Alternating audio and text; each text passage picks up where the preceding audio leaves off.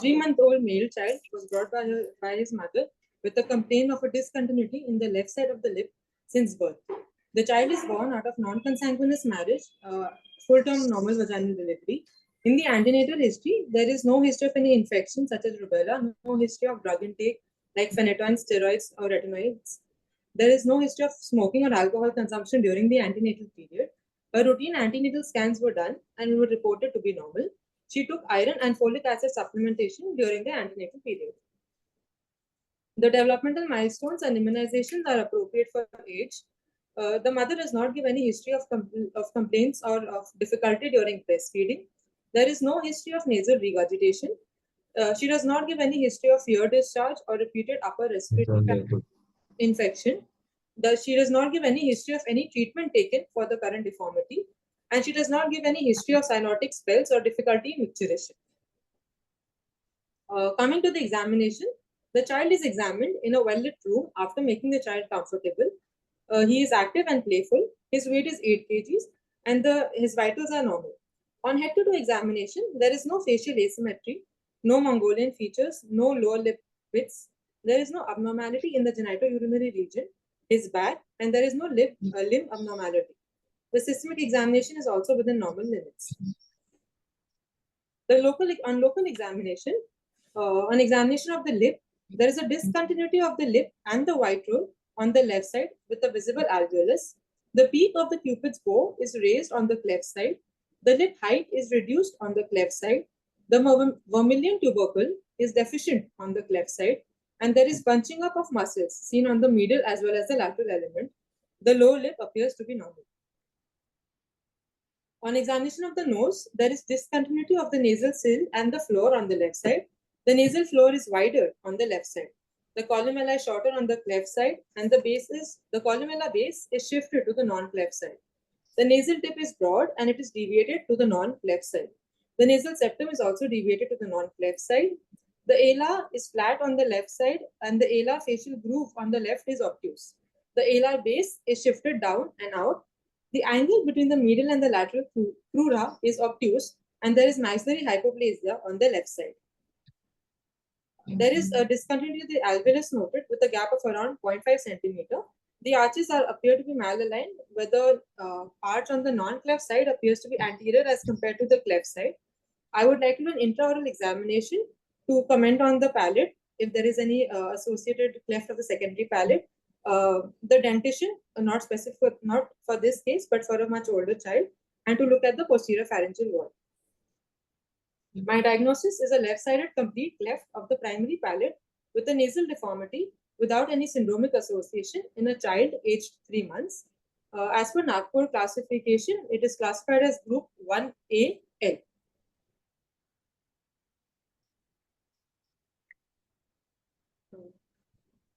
Thank you. Should we start the discussion, or how is it, sir. Lakshmi? You can ask questions and they will describe whatever. The other panelists also will ask, or should I just... You can continue this discussion, sir. Okay. Thank you, Lakshmi. Richa, that was a very good presentation. You told that there is no, you examined and there are no pits in the lower lip. Yes. Why did you say so? Sir, cleft lip can be associated with lower lip pits in case of Van der Waals syndrome. So hence, to rule out a syndromic association of Van der Waals, I would like to look for lower lip pits. Okay. So what is the name of that condition called? Van der Waals syndrome. Van der Waals syndrome. Okay. Yes, sir. All right. He also mentioned that there is no history of ear discharge. Yes, sir. Why do you say so? Or why do you want to find out about it? Cleft lip can be associated with the cleft of the palate. If the child has a cleft palate, because of multiple reasons, he can develop ear discharge. Firstly, because of the abnormal insertion of the levator villi palatini, the eustachian tube does not open properly. Hence, there is no equalization of pressure in the middle ear cavity and the nasopharynx, because of which he is prone to develop otitis media. Secondly, because of the reflux also, the child is prone to inflammation of the inflammation near the eustachian tube, thus leading to eustachian tube dysfunction. Because of these features, they can develop ear infection and thus ear discharge. Okay. So there is an unequal pressure across the middle ear canal, Yes, and sir. then there can be a fluid collection. Yes, sir. What does it happen? Suppose if you don't treat anything, what happens? So if you don't treat, then the fluid collection, it will cause recurrent ear infections, and it leads to conductive hearing loss. So sometimes if the infection persists for if there are multiple episodes of infection, then we may have to put a ventilation tube across the middle ear cavity, which is a Grome insertion, which was initially done prophylactically, but now it can be associated with complications like tympanic membrane perforation or sclerosis. Hence, now it is not done prophylactically. It is only done when there is 3 episodes of infection in 6 months. So, only in those conditions we shall insert a ventilation tube. Most of the times, the Grome insertion, which is a part of the mandatory program when you Yes. manage the cleft lip, Yes, sir. it is seen that the moment there is any collection in the middle ear cavity, you go ahead and then put a Grome insertion. Correct? Yes, sir. Yeah. Otherwise, usually you don't do it unless it is a thing. And it's must remember, untreated, it is a preventable cause of deafness. So that is the reason why we want to Yes, sir. talk about this. Richa, You told that it's a. You want to tell something, Nitin?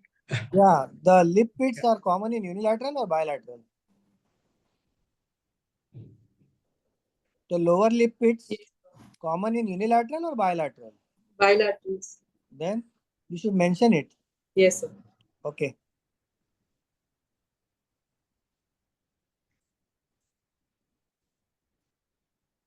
So according to Nagpur classification, this is group 1, A and L, left side.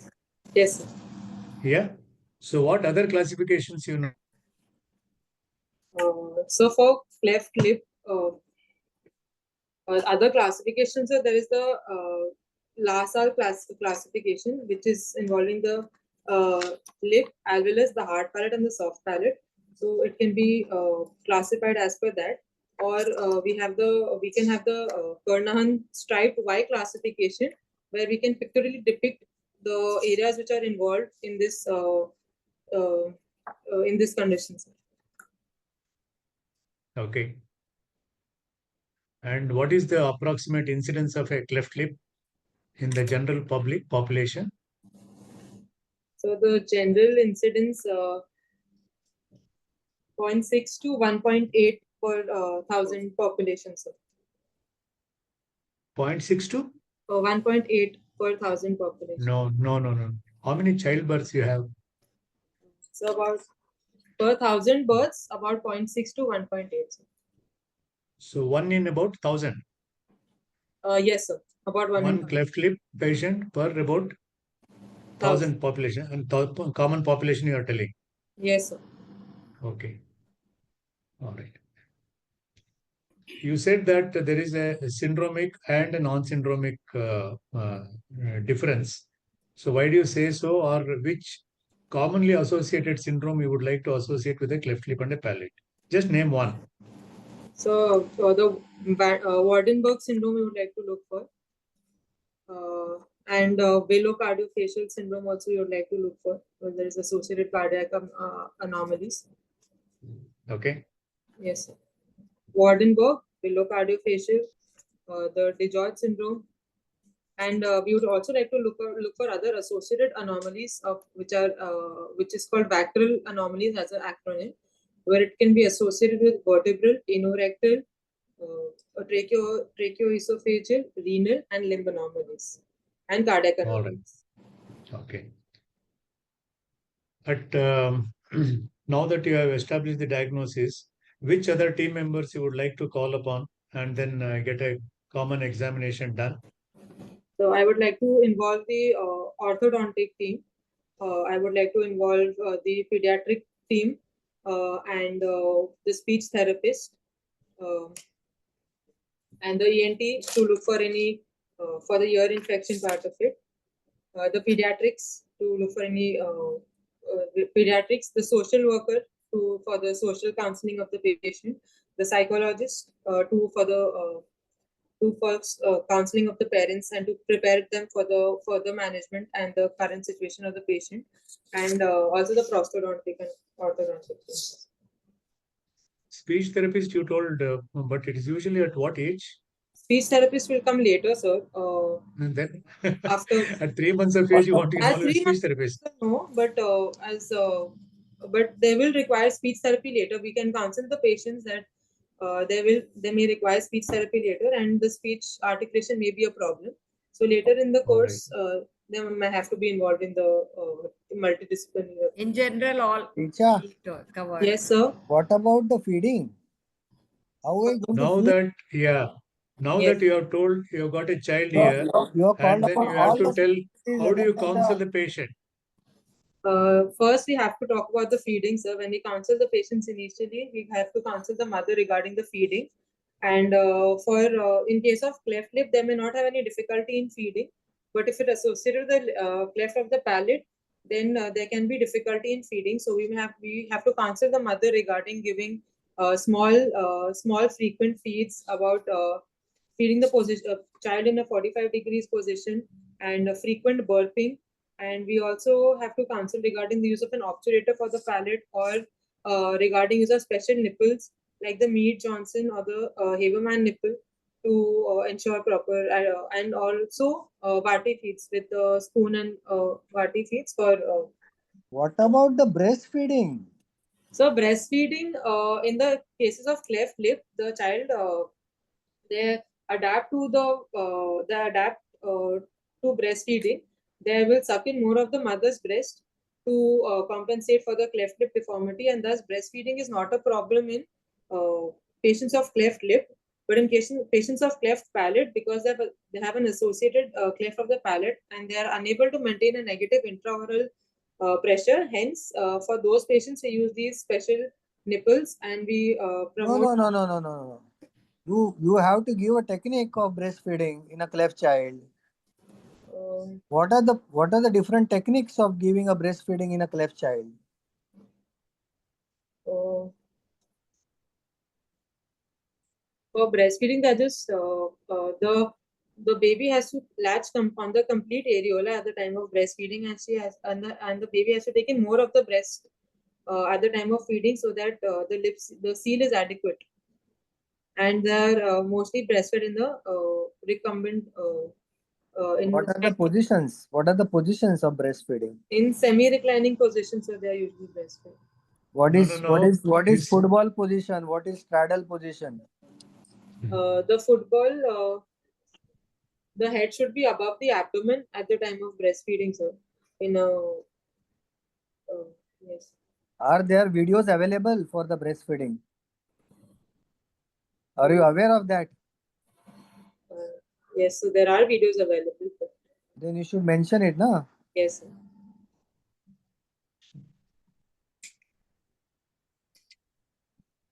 So now that you have established that it is a non-syndromic, it is a cleft lip and a palate, what is the other things you would like to counsel the parents?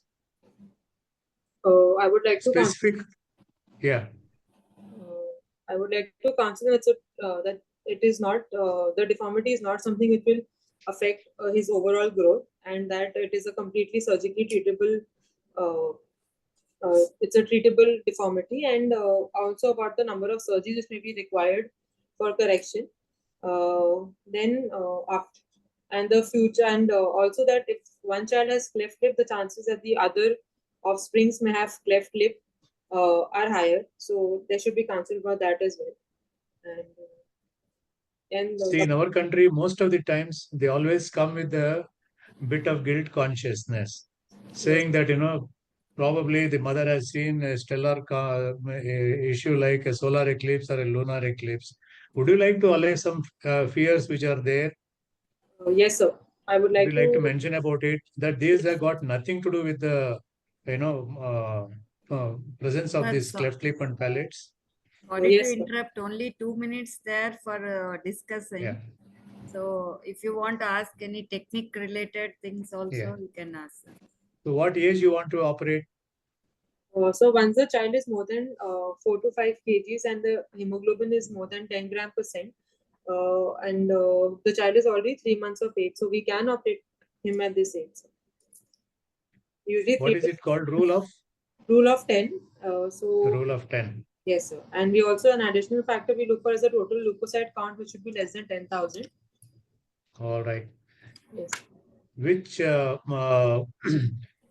method you would like to do So I would for a like to cleft go lip? Millard rotation advancement kiloplastic for this child. Okay. Uh, All right. And do you consider doing a anterior palate repair along with this, or you don't do it in yes, your sir. We do it. institution? Yes, sir. We do an anterior palate repair in the same. Yeah. Fittings. All right. Can you briefly tell me about the basis of a Millard's rotation flap? So And the an basis of advancement. a Millard's rotation flap is we want the philtrum to be symmetrical with the opposite side, and we want it to be straight. Secondly, the advancement which is done, there is a deficit on the medial side which we have to fill with the lateral element. So the flap which goes into the advancement, that part comes in the upper part of it comes in the shadow zone. So hence the triangular flap is not seen, and the philtrum lies vertically. Uh, and the one main thing is that we can decide how to proceed as we go. It's called a cut as we go technique. That in case there is any Excellent. deficit at the time, if we feel that the rotation or the advancement is not sufficient, we can always advance. We can always increase the incision and change intra. We can modify the incisions. All right. How much importance you attach for the muscle dissection? So it's very important. It's the most important step in the repair. The muscle has to be adequately dissected from its abnormal attachments, both medially from the anterior nasal spine, the columella and the caudal septum, and laterally from the alar base as well as the piriform aperture. And then we realign the muscles and then we repair it. It's the most important Yeah. step in this repair. Yeah, Sir, exactly. the markings if she has done, ask her to show, sir. Yeah. Can you show the markings? You have done that? Yes, sir, I've done it, sir. Yeah, please. So first of all, this is the preoperative the points which have been marked. We will start Okay. the apex of the cupid's bow, which is marked, and then point number 2 is the peak of the cupid's bow on the non-cleft side, and the distance from the apex to the peak of the cupid's bow on the non-cleft side is transposed to the cleft side, so we get the peak of the cupid's bow on the cleft side. After this, we'll mark the point in the middle of the columella, which is the subnasal, and we'll mark the point. We'll mark the columella base on the cleft as well as the non-cleft side. After that, so we'll mark the oral commissure on the cleft and the non-cleft side, and the alar base on the cleft and the non-cleft side. Then we'll go on to mark the Nordhaus point, which is the point on the lateral element where the white roll starts to fade, and the dry mucosa is of the high, where the white roll will start to fade, and the dry mucosa is of the maximum width. That and we will also mark the point which is at the junction of the skin and the mucosa, corresponding to a line along the nostril floor. Okay. Yes, sir. Have you marked the flaps also? Yes, sir. I've marked the flaps. Sure.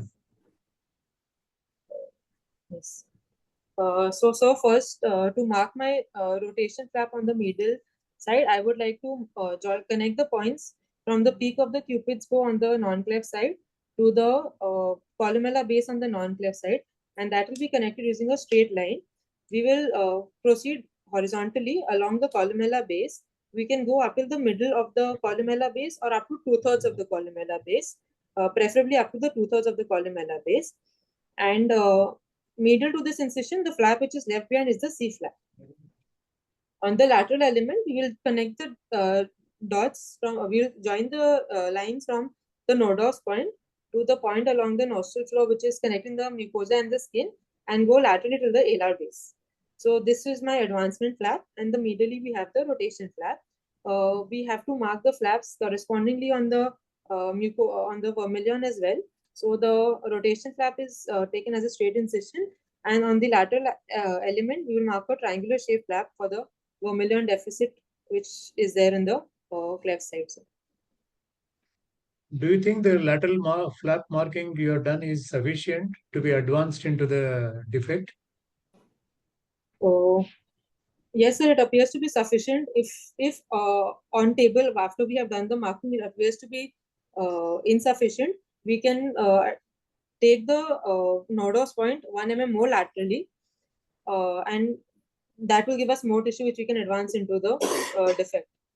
We can also extend our incision on the alar base slight posteriorly and go into the peri-alar region. Okay. So where do you probably use the C flap in this case? So in this case, we'll use the C flap for columellar lengthening. Yes, sir.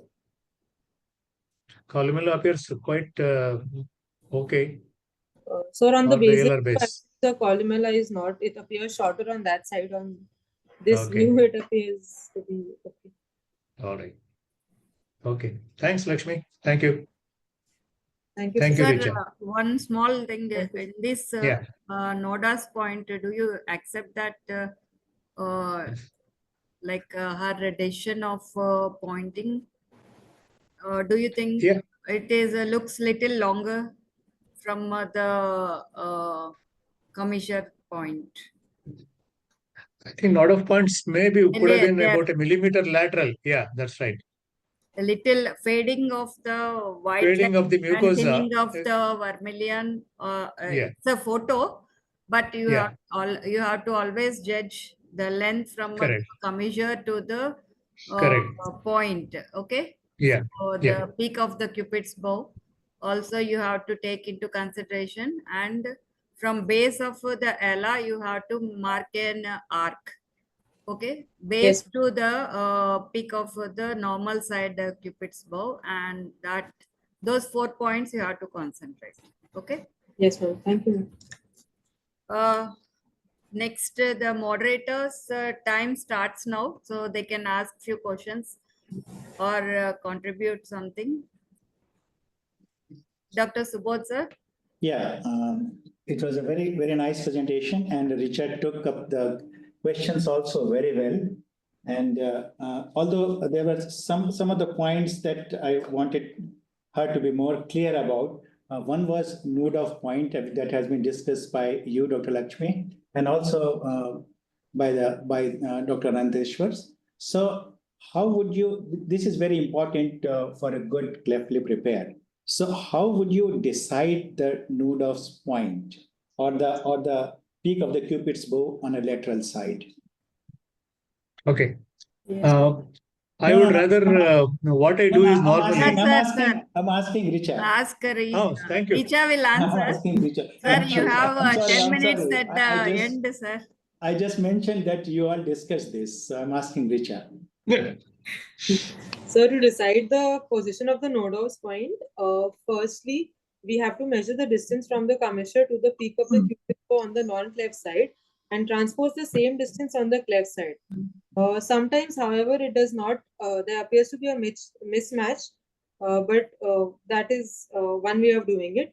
Another way, sir, we can measure the distance from the alar base to the peak of the cupid's bow on the non-cleft side and transpose the same distance on the cleft side. Thirdly, we see the point where the white roll starts to fade and the dry mucosas are the maximum width. Yes, correct. So all these points are absolutely correct. But the thing is, the lateral part of the lip in a unilateral cleft lip is often much smaller than the contralateral side, right? Because it has not been stressed, so it appears smaller. So once it is repaired and gets the pull, it expands. So sometimes you will find that the distance between the alar base and your peak of the cupid's bow is actually less than the normal side. So if you see some of the incomplete cleft of the lips, you Yes, may find that this is much longer than the normal side. So this excess of tissue or deficiency of tissue is easily corrected when you do a good muscle repair in these patients. So the most important point is where the white roll starts fading, not where it Yes. has faded, where it starts fading. And another Yes. other important thing is the direction of the white roll. As long as it is going horizontally, and then it takes an upward turn. Yes. So you have to be a little lateral so that it remains horizontal. Otherwise, even if your free border of the vermilion matches well, there will be a pseudo notch in the vermilion border, right? So Yes. going a little lateral is always safer. So you will always get a very balanced repair. And the second part was about the C flap. And in this marking, I see the mark that you have done for the rotation is it appears as a straight line. I understand it is a computer drawn thing, but will you keep it as a straight line or will you make it a curved line?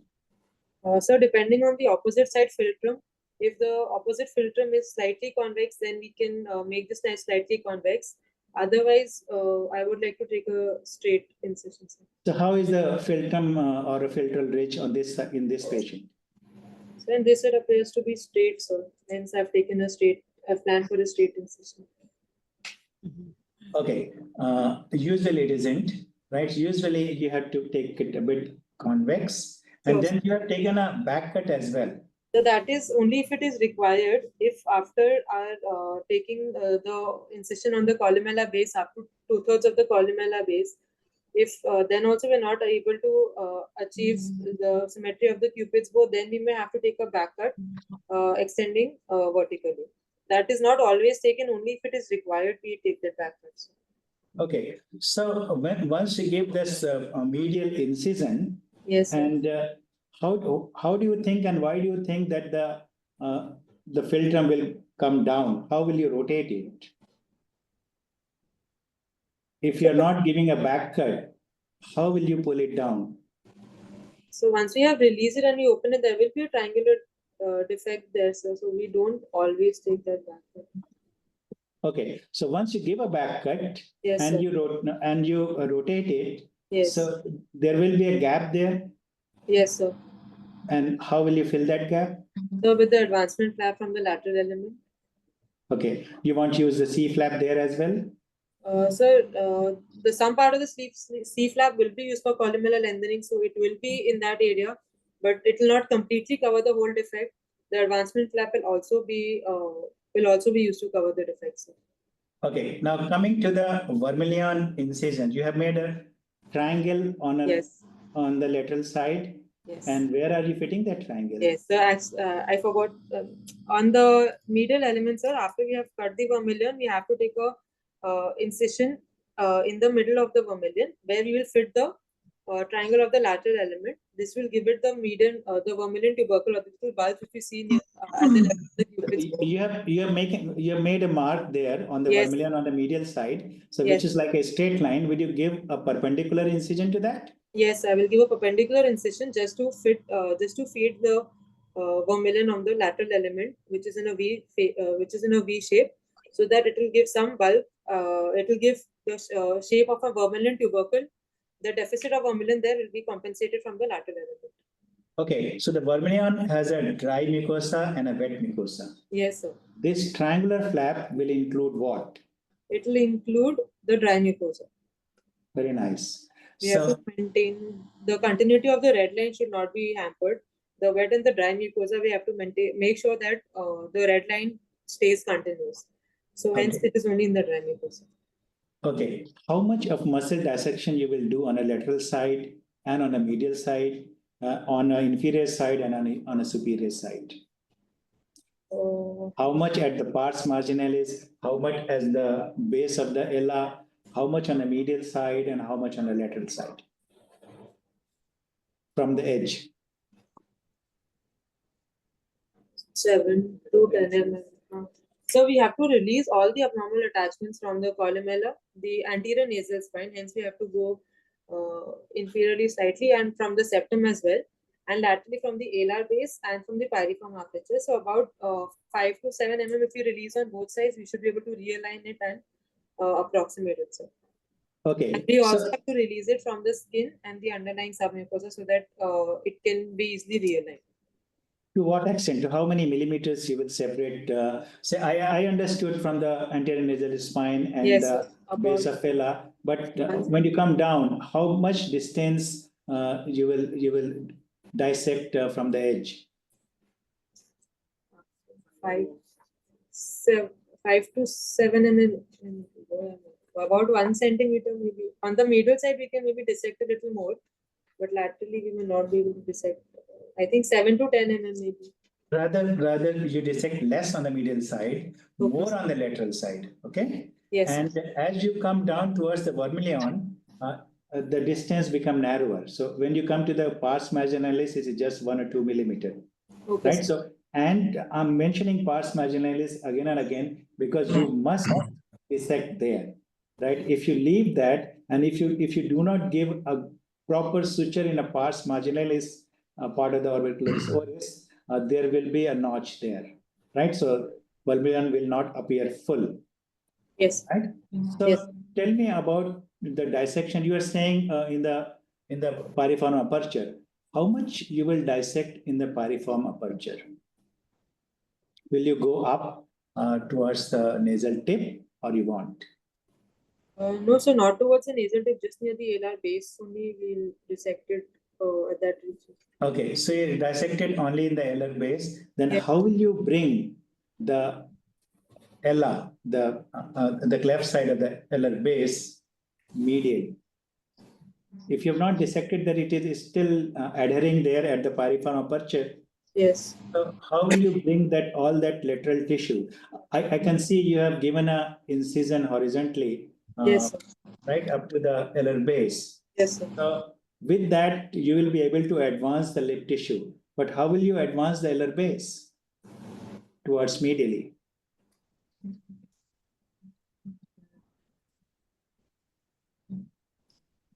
So from there only we will do some muscle dissection. Yeah, okay. So different surgeons do it differently, right? So I would always dissect in the piriform aperture, keeping at the bone, keeping at the bone here like this. Can you see this? Yes, sir. Yes.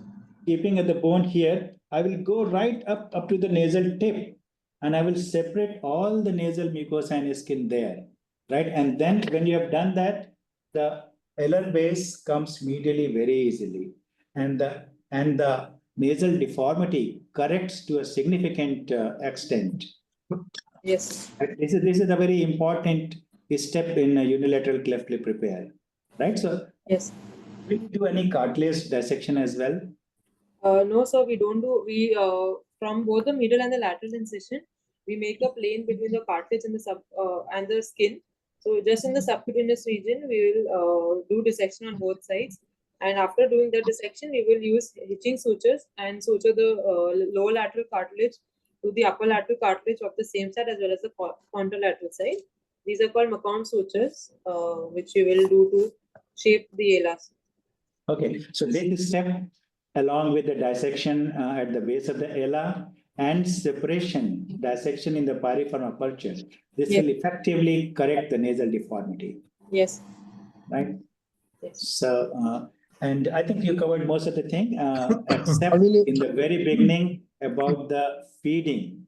So feeding can be affected even in unilateral cleft lip, right? So if the baby can feed, you must take care that the cleft side of the lip should be towards the breast. So when they're taking the patient on the other breast, they should just move, Yes. right? Yes, sir. And not turn, right? And Yes. if the baby is not able to suck, then the breast milk should be squeezed in directly into the mouth of the baby. And this holds true for the bilateral cleft lip as well as cleft palate. So the best method of feeding is the expressed breast milk, Yes. right, directly into the mouth of the baby. If that is not possible, then express breast milk in a vessel or by a breast pump, and then feed by katori spoon, right? Yes. And child should be kept to the breast several times in a day. So if you do not do that, the breast milk is ceases from forming, right? So that care must be taken from the very beginning, and that's why When should a cleft patient visit the doctor first? When should be the first visit to the plastic surgeon? As soon as they get to know that there is a at birth, I mean, as soon as possible, they should visit a plastic surgeon. Because Yeah, as soon as after the birth, Yes. not at 3 months or so. Yes. Because the most important counseling in cleft patient is about feeding, because that is life saving, yes, right? So even if it is antenatal, they should consult. So when can you diagnose cleft antenatally? Sir, the on the shall I interrupt, sir? If you don't mind. Yeah, sure. Yeah, there is another cleft lip presentation for triangular. So, Okay, go ahead, technical please. related is over. We'll go ahead with the next thing, sir. So, Okay, time that limit was is there. that was a good presentation, Richard. Go ahead, please go ahead with the other case. Thank you so much, sir.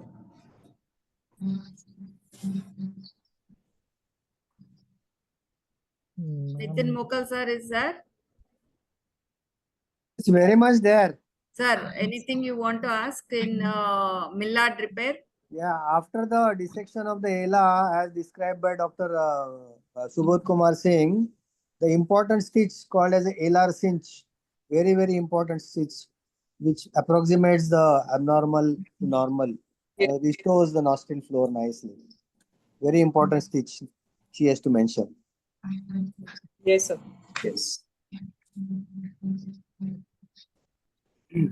Vijay Joseph, sir, is there? Dr. Vijay Joseph?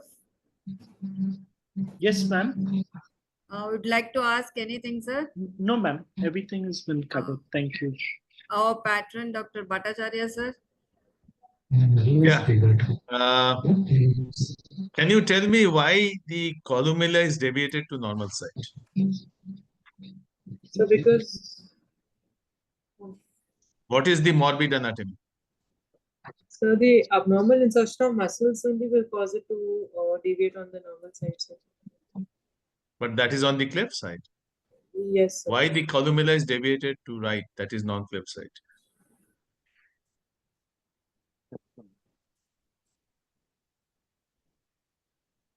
Number two, we can see alveolar cleft Yes, sir. or alveoli is exposed because it's a wide unilateral cleft lip. Yes, sir. So what is your concern about the repair of alveolar region?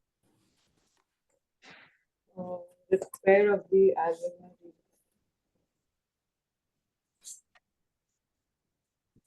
Alveolus is seen, Yes, sir. exposed. What are you going to do with it? Because will you ignore it or will you consider it during lip repair? So I will consider it during lip repair, sir. What will you do? I would like to do.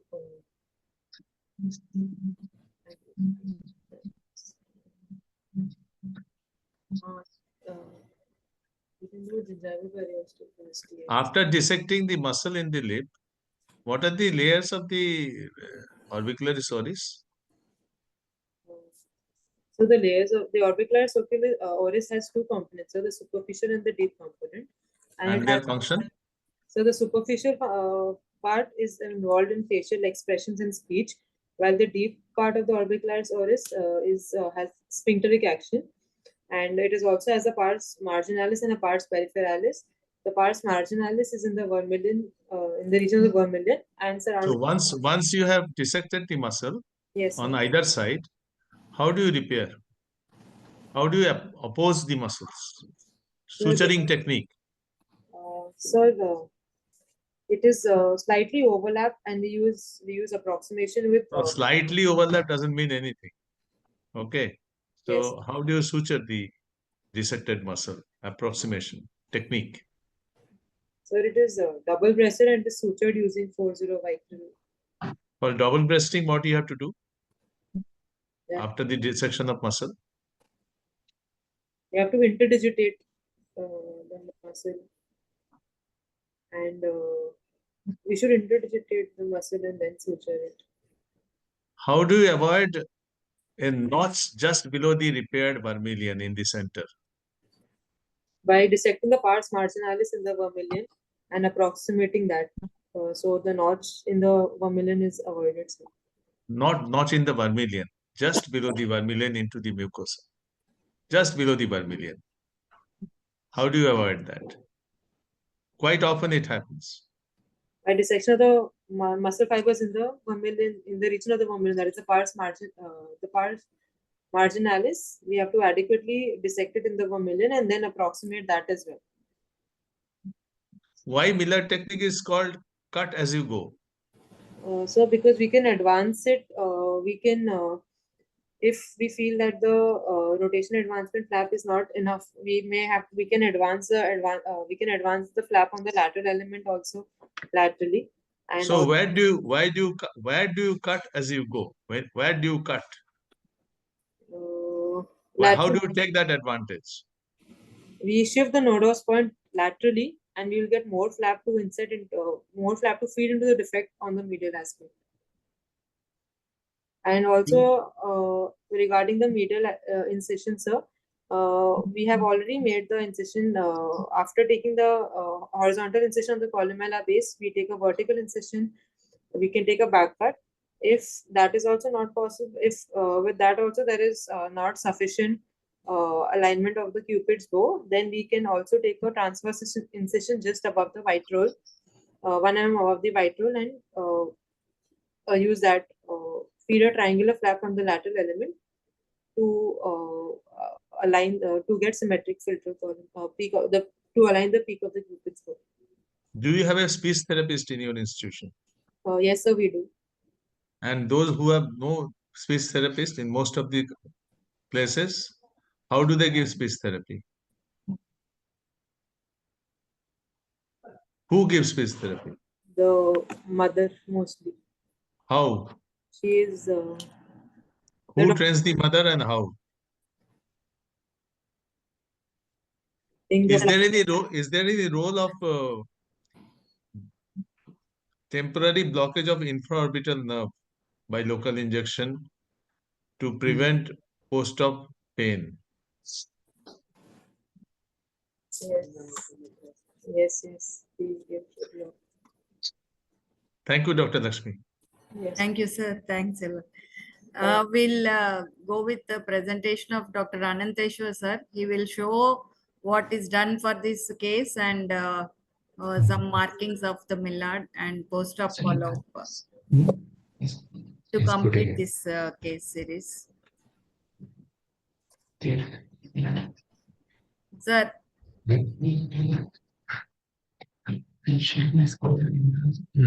I'll share my screen here.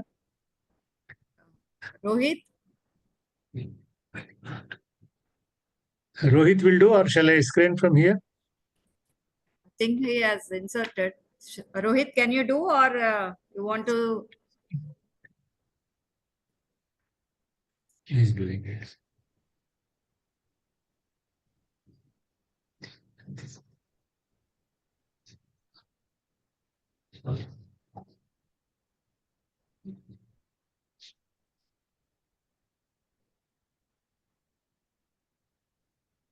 Right. Good afternoon. I shall be very brief about unilateral cleft lip repair according to Millard's lip repair. This is a photograph of the famous Dr. Ralph Millard showing his technique of doing the rotation and the advancement flap in a it all happened when it was in a MASH unit in Korea that he performed the first rotation advancement procedure. In a camp, he used to put the board in front of his tent and then kept on analyzing. I think in one of the sunset evenings, the shadow fell there, and then he remembers that, just say that what Gillies used to tell him that, put back the tissues to where they belong. So that's how he says, I went back and then did on the next case, the rotation advancement flap. So he presented it at the International Congress in Stockholm. That is a very small brief note about it. Todd Skoog was the Secretary General, and he told that you have got only 5 minutes. So this man started presenting, and then ultimately he somehow cannot finish the presentation within 5 minutes. He has to have another 1 to 1.5 minute extra.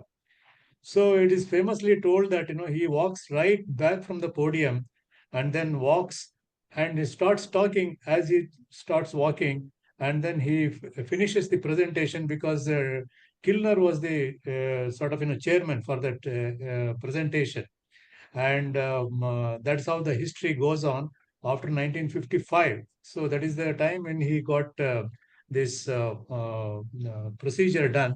Prior to that, most of the other like Le Mesurier and the Tennysons were the most famous operated procedures. He has written a monumental book on this Cleftcraft, which is volume 1, volume 2, and volume 3. It is about unilateral, bilateral, and then the third one is about the cleft palate and allied. So next. Yeah. I won't touch upon too much on embryology. This is just to show you that all of you would have read it.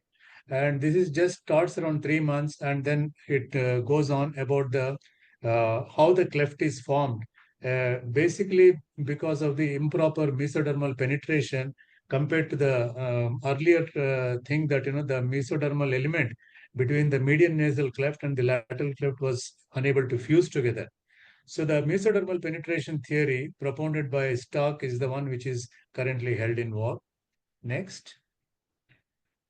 So as you can see, in an incomplete cleft lip, there is always a muscle deficiency and a weak scar architecture.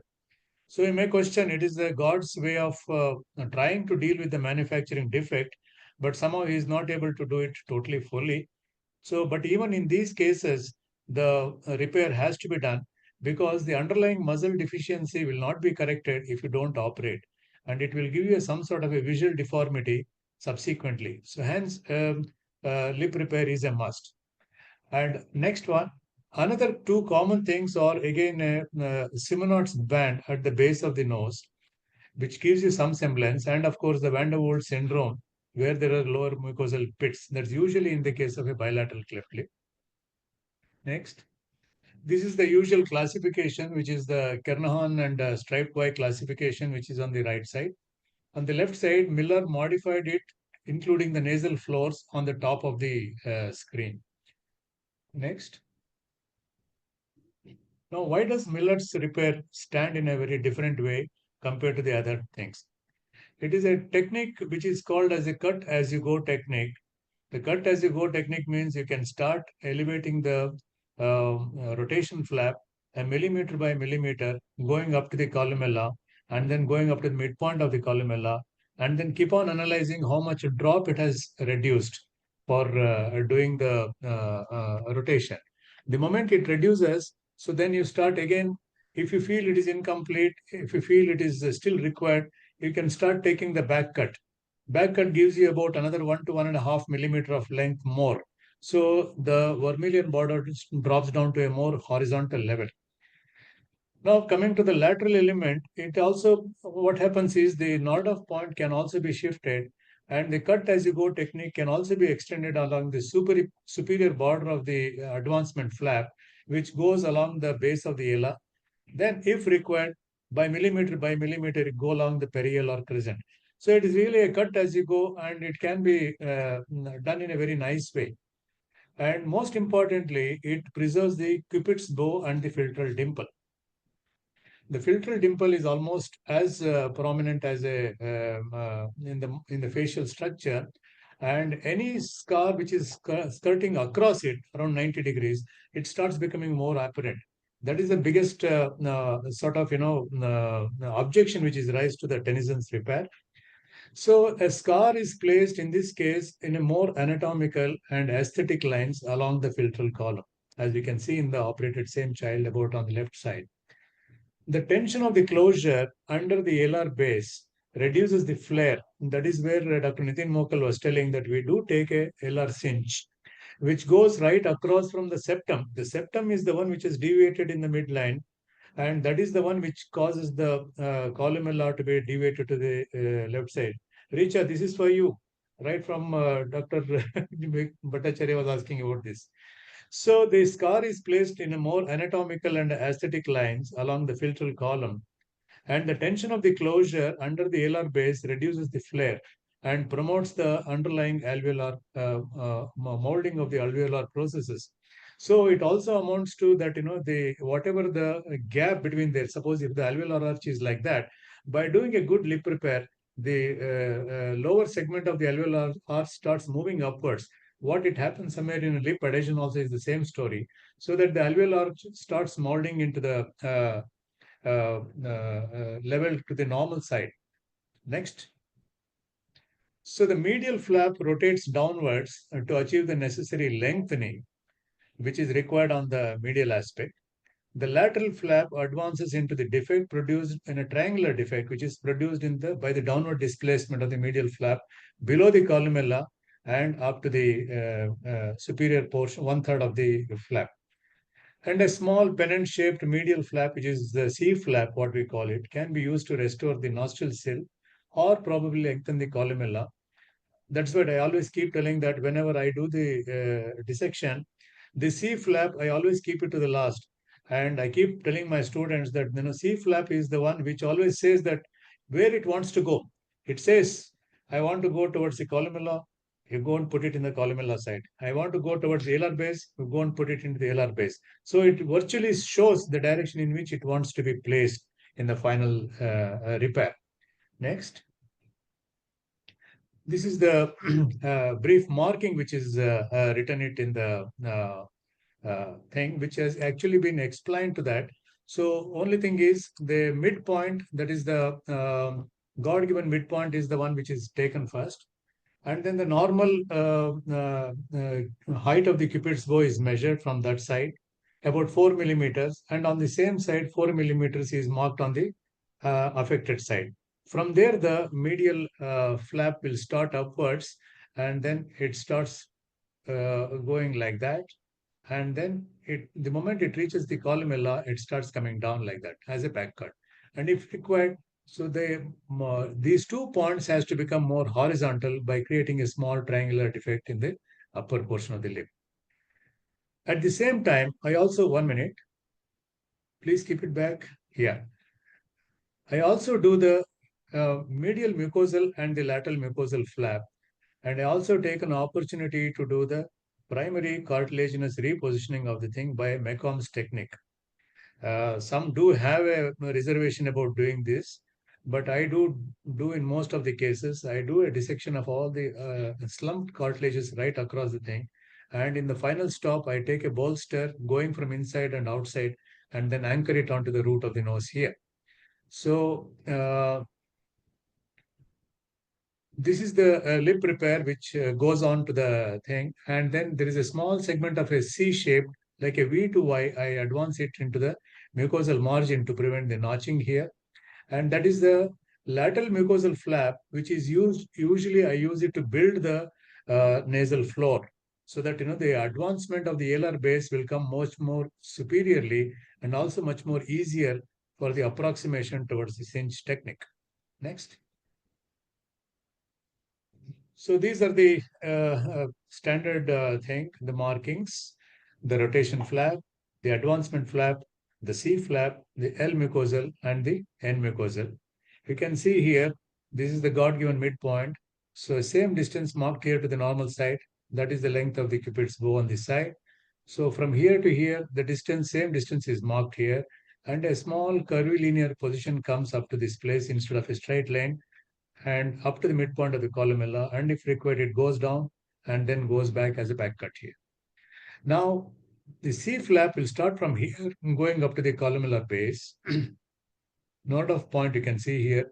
For assessing a node of point, what I do is normally I keep the operating light in a shaded way so that it starts shining and then it starts fading away. It's very, very clear actually when you do this way.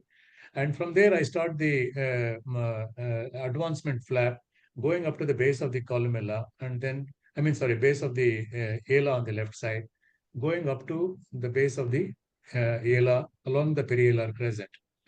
This side of the L mucosal flap, I always make it like a V. This side, I straight away take it straight. Next. as in told you that in most cases, the anterior palate closure is always done before starting the lip repair. A Vomerine flap is used. It allows the lip repair to be done more meticulously from the depth to the superficial layer. And also it causes very less chance of an anterior palatal fistula. Next. So this is a case of a Millard's cleft repair, same child which I had operated. You can see that initially after the alar cinch is done, and also the stitch is taken right from here across the septum going up to the alar base and then comes back here. This is the stitch and this is a small V2I. Hello. Small V2I, and then this is immediately after the surgery, and this is after the surgery. This is when the child came back for the cleft palate repair, and this is after that. You can see that initially there can be a little bit of scar hypertrophy, and with a gentle massage, and you can see the muzzle disposition also. It is in a much more horizontal, and the pout is so beautifully done up. So as you can see, the child is growing up to be a nice young looking girl, and I think we are quite happy about the outcome of it. Next. Thank you. Thanks, Lakshmi. These are my small takes on the unilateral cleft lip. Thank you, sir. Thank you very much. Thank you. Thank you. We'll go to the next case presentation, sir. So Yeah. the other PG will present briefly about the case, which Okay. Dr. Atul sir has shared. Good evening, faculty. I'm just sharing the screen 1 second. Yeah, please. Be brief. Don't. Yes. Yes, ma'am. Good evening. Hussein. Yes, ma'am. Edenwala. Yeah. Yes, ma'am. I'm presenting a 3-month-old male child brought by the mother with complaints of discontinuity in the left side of the lip since birth. There is a history of difficulty in feeding with nasal regurgitation and history of recurrent episodes of cold and cough given by the mother. On birth history, the child is born out of a non-consanguineous marriage, full-term normal vaginal delivery with no history of NICU admission. On antenatal history, there is no history of infections, no history of drug intakes or any other medication. Excuse me, you kindly concentrate from examination point of view because already the case discussion related to the yeah, I think we can straight away move to the photograph and the findings on the photographs. Yes. Okay. Coming on the local examination, the lip shows discontinuity of the lip on the left side, and the white roll on the left side is also discontinuous with the visible cleft of the alveolus. The peak of the cupid's bow is raised on the cleft side. The lip height is reduced on the cleft side as well. Vermilion tubercle is deficient on the cleft side. There is bunching up of the muscles as seen as bulges on the medial and lateral elements, and the lower lip appears to be normal. Regarding the nasal examination, discontinuity of the nasal sill and floor is seen on the left side. The nasal floor is also wider on the cleft side. The columella is shorter on the cleft side. The columella base is shifted to the non-cleft side. The nasal tip is broad and deviated to the non-cleft side. The nasal septum is deviated to the non-cleft side. The ala is flat on the left side. There is the deficiency as well as obtuseness of the alar facial groove. The alar base is shifted down and out. Angle between the medial and lateral crura is obtuse, and maxillary hypoplasia is seen on the left side as well. So regarding the alveolus, there is discontinuity as mentioned, and the arches are also malaligned, and the non-cleft side appears to be anterior slightly. On intraoral examination, I would like to examine the palate, dentition, and the posterior pharyngeal wall as well, but it is not visible in these photos. So coming to my diagnosis, the patient has a left-sided complete cleft of the primary palate with a nasal deformity without any syndromic association in an age of 7 months. And the child belongs to the group 1AL according to the Nagpur classification. Okay, actually, I didn't share the intraoral photographs. That's my bad. But this was the group 3 cleft. But Okay. whatever the photographs show. So, have you done any marking? Yes, sir. Yeah, So please. I've the landmarks according to the anatomy of the lips and the nose. So these are the landmark points that we usually refer to. for the markings. Mhm. So this is the flap marking, sir, according to the triangular flap repair. Okay, have you given the numbers to this? No. So how do you decide on the back cut? Yes, sir. So basically, we see the differences in the filtral columns, sir, on both the cleft and the non-cleft side. And after we measure these lengths, so the difference in the lengths is used to measure the back cut. What So, are those lengths you measure? so it's usually about on the non-cleft side, it is about 8 millimeters, sir. And on the cleft side, it is about 5 millimeters, sir. So the back cut would be about 3 millimeters. Okay, what would be the angle of the back cut? So it would be the angle, so it would be so it is drawn along the horizontal orientation, sir. Could you go on to the previous photograph? Yes, sir. If the points are drawn, yeah. Yeah. So how would you decide the back cut? So the back cut is done basically along the horizontal line, sir. That You can see it is obliquely oriented. yes, sir. Mhm. So it should be perpendicular to the vermilion, sir, edge. So that is how we would mark it, sir. Okay. So move on to the next photograph. Yes, sir. Yeah. So how do you decide on the triangle on the cleft side, lateral element? Yes, sir. So first we have to once we have marked the node-off point, sir. How do you do that? Yes, sir. So we can measure the distance from the oral commissure and the highest point on the non-cleft side in the medial element, sir. And that same distance is then translated onto the cleft side as on the lateral element. So I that will, think we discussed it earlier on. yes, sir. Is it the best way to do? What So is the most commonly done way and which has stood the test of time in most of these? yes, sir. So the widest point of the dry vermilion and where the white roll starts fading, sir, is usually Yeah, just to start fading. Yeah, okay. yes. Okay. That is the traditional point. So that will give us our node-off point, sir. Okay. And so this is how we have marked it. And then, sir, this distance is measured on the non-cleft side, and it is translated onto the cleft side as well. So that will give us our second point, sir. Can I just rub off this original marking, sir, so I can Yeah, please go explain ahead. better? Please go ahead. Yeah. Yes, sir. So So you have identified the node of point. yes, sir. Identified a point on the Yes. Euler bill. Yes, sir. So how do you go about? Yeah. Yes, sir. So using now since we already have our back cut, which is about 3 millimeters as measured previously, sir, which is basically the distance in the filter column heights. Right. So yes, sir. So from the node-off point, we will create an arc, and with this 3 mm as the radius. And so the filtral column height, this on the cleft side, is then used to create another arc. So what is this called as filter column height on the cleft side? What is its name? Sir, on the cleft side, that would be is So the in different. various you have heard about major vertical distance and minor vertical distance. So what are what are those?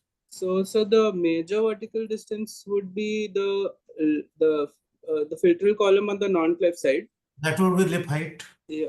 It is not major vertical distance. Sir, Okay, doesn't matter. Let's focus on the triangle creation. Let's don't focus. Yes, yes, sir. But you, as a resident, you must know it. Fine. Yeah. Yes, sir. So based on where these arcs will intersect, sir, that will create our first point. Which arc you will measure, mark from which side, which point? Sir, so from the node-off point, we will mark the distance between x and y, let's say. The deficit. The difference, yes, sir. So The deficit, yeah. So according to our supposed calculations, was 3 millimeters. So we will use the 3 millimeters as a radius to from the node-off point, and so this x, this distance is used to create the arc from the lateral the alar point on the cleft side, and where these two arcs will intersect will create our first point of the triangle. Approximately here it should be. Okay. Yes, sir. And similarly, sir, now since we have to create an isosceles triangle, so we will use our the value of our back cut 3 millimeters to create another arc from the new point as well as the node offs point, so it should come around here. It is not equidistant, it has to be equidistant from both the points. Yes, sir. And it doesn't have to traverse the white roll Yes, sir. or be in the vermilion. Yes, sir. I can agree that live drawing could be a trouble, but that's fine. Yes, sir. So draw So, your incision now. so we'll connect these points, sir. So this will be our triangular flap, Okay. and we will bring down this incision across the vermilion as well, sir. Okay. Yes, sir. So what will you do to the tissue?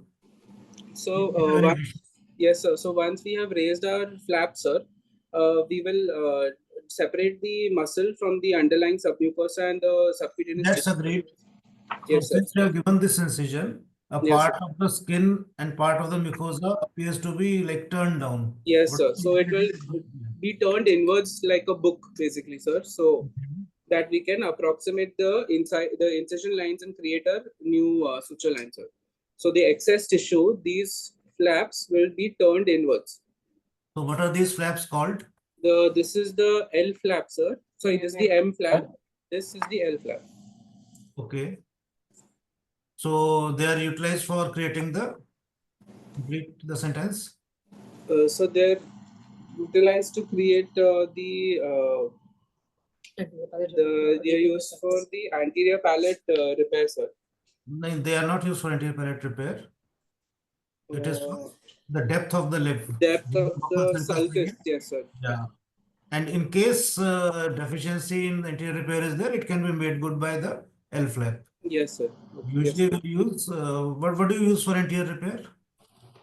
sir, for anterior repair, so we use the usually the turnover flap of the mucosa is usually used. No. I'm not talking about gingivocal sulcus repair. I'm not talking about alveolar repair. I'm talking about anterior palate repair. Anterior palate, sir. It was shown in the previous presentation. Yeah. The M and L flaps are usually used, sir. Okay, doesn't matter. Doesn't matter. So how do you repair the muscle? So first, after you raise the flaps, you separated the muscles from its abnormal insertions and also from the subcutaneous and the submucosal tissue. Then we will dissect as much as we can so to achieve a tension-free repair of the muscle and do with a double breasting technique, sir. And a non-absorbable suture is used for repair. Is it always a good idea to do double breasting or interweaving? Sir, at least whatever you have seen in all the cases, you have done double breasting and interweaving. No, sir. Even a direct approximation can also. Yeah. So at how many levels you must approximate? Which is the minimum? At least 3 to 4, sir. What are those 3 to 4 points?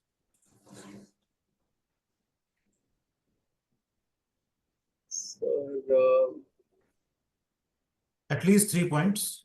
So the pars marginalis and the pars peripherales. Unfortunately, the normal anatomy is not marked. So tell me something which is visible to the student also.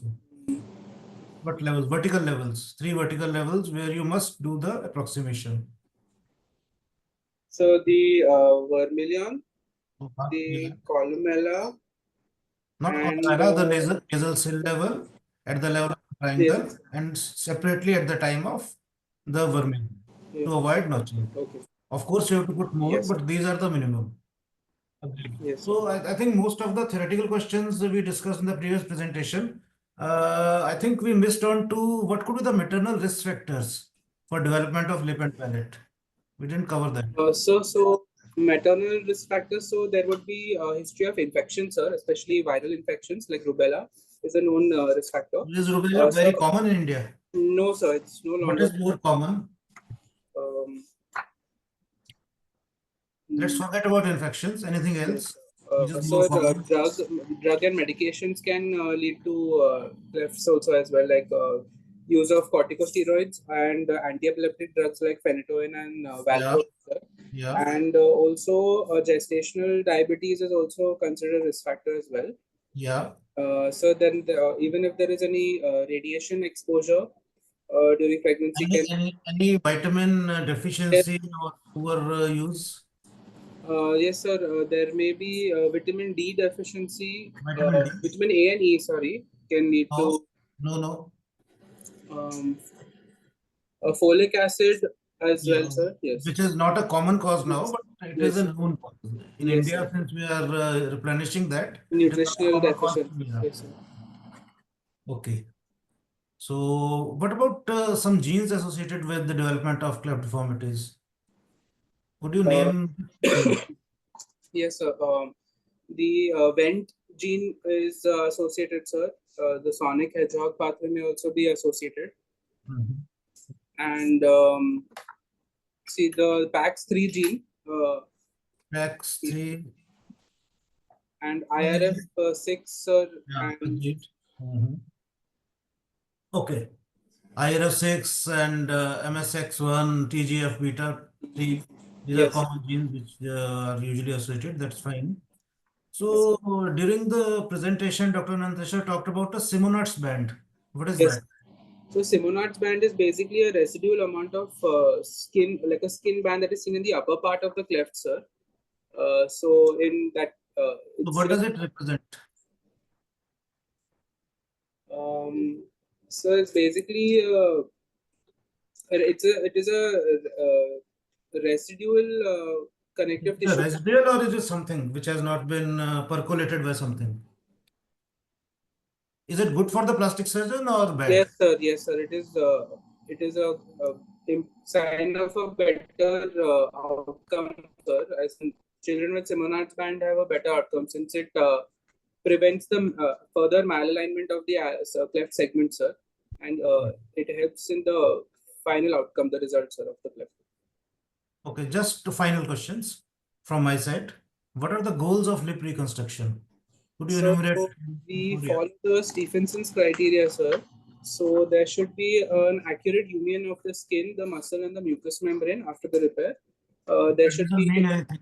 That doesn't mean anything to the patient. yes, sir.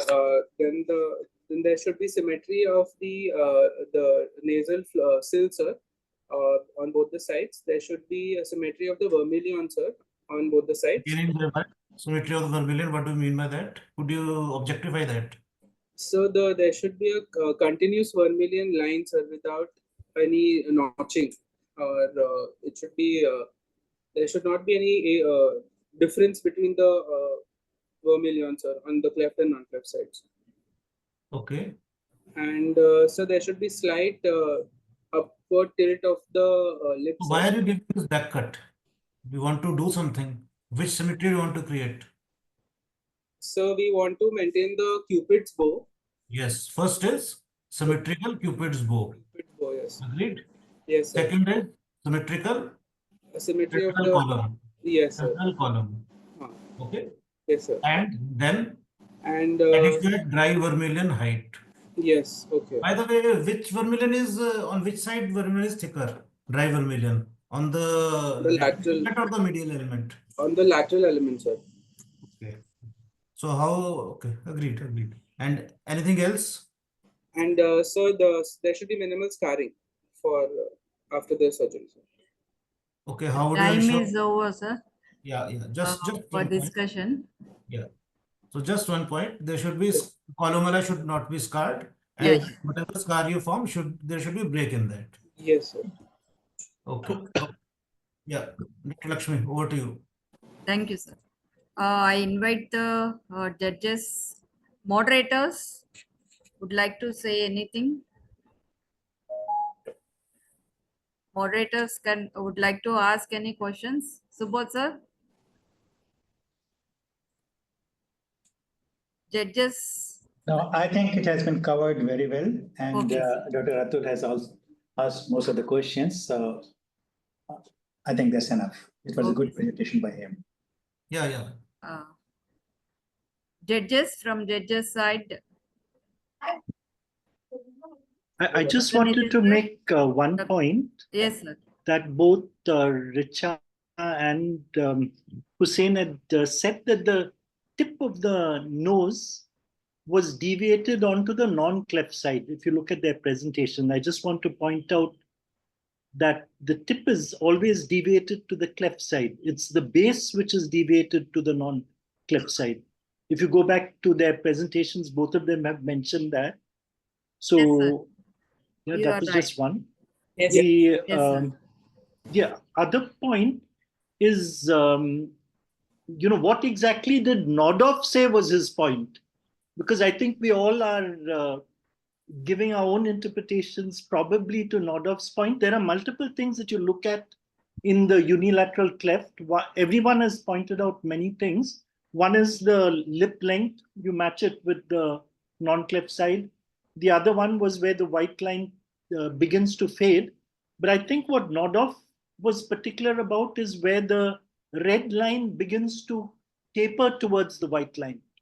So that really is Nodov's point. Everything else is what we use for calculating symmetry on both sides. So I just wanted to point these 2 points out.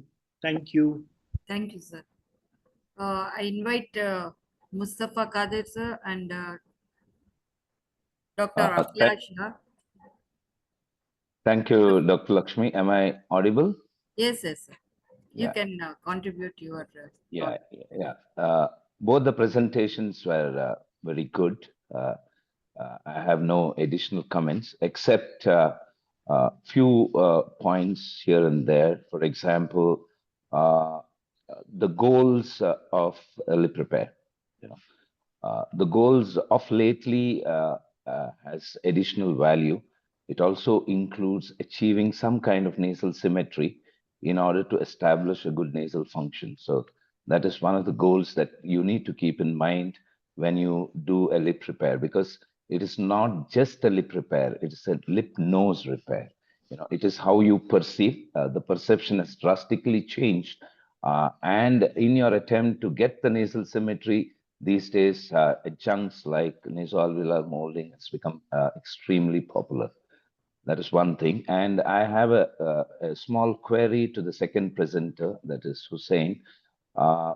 Yes, sir. What is the main difference between the Tennyson-Randall triangular flap technique that you were advocating in comparison to the traditional, I wouldn't say traditional because Tennyson-Randall precedes Millard's, in comparison to the Millard's repair?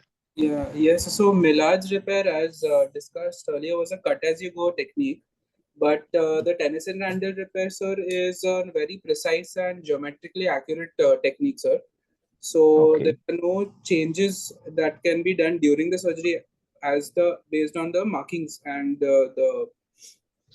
So everything is predetermined. Yes, sir. Unlike, what is the other difference that you would? Yes, sir. So the Tennyson-Randall technique, sir, will break the scar, and the philtrum is not straight in this procedure because the triangle is fed through the philtrum, sir. So the break in the scar will be lower towards the vermilion as compared to the Millard's repair. Okay, but is that your defense? Because if I have to make a critical point, that any horizontal incision on the filtral column is considered detrimental, and if you take that into consideration, I'm not trying to dispute between the Millard's repair and the Tennyson-Randall, but what is the significant difference between the two? Besides, of course, the idea of the Tennyson-Randall is to get a better scar line. That's what the claim is.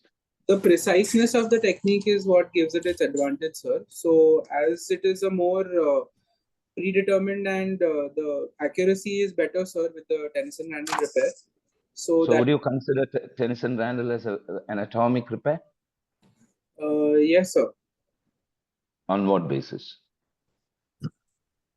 So basically, sir, the tendency, so the scar is actually less. The contracture that is seen in the scar in a Tennyson handle repair is lesser as compared to the Millard, sir, since there is a break in the middle, so it produces a better scarring result, sir.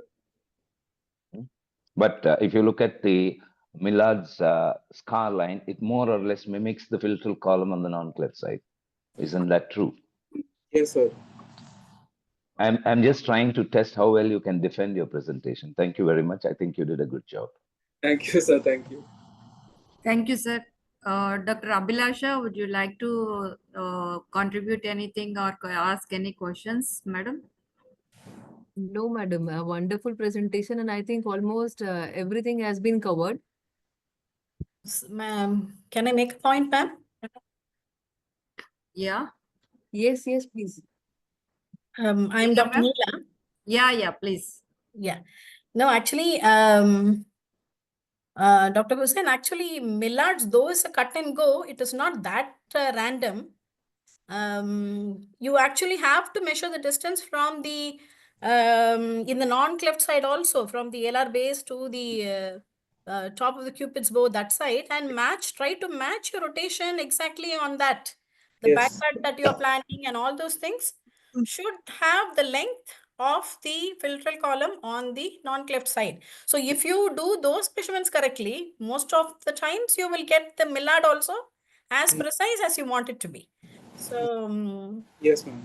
I'm not sure whether you can say that because it is a cut and go, it's not like randomly we keep cutting areas Yes. to match things. Okay. It's not fixed. On table you will decide if there is adjustment is needed. Yes. No, Yes. not necessarily, madam. That is what aggressively. I'm trying to say.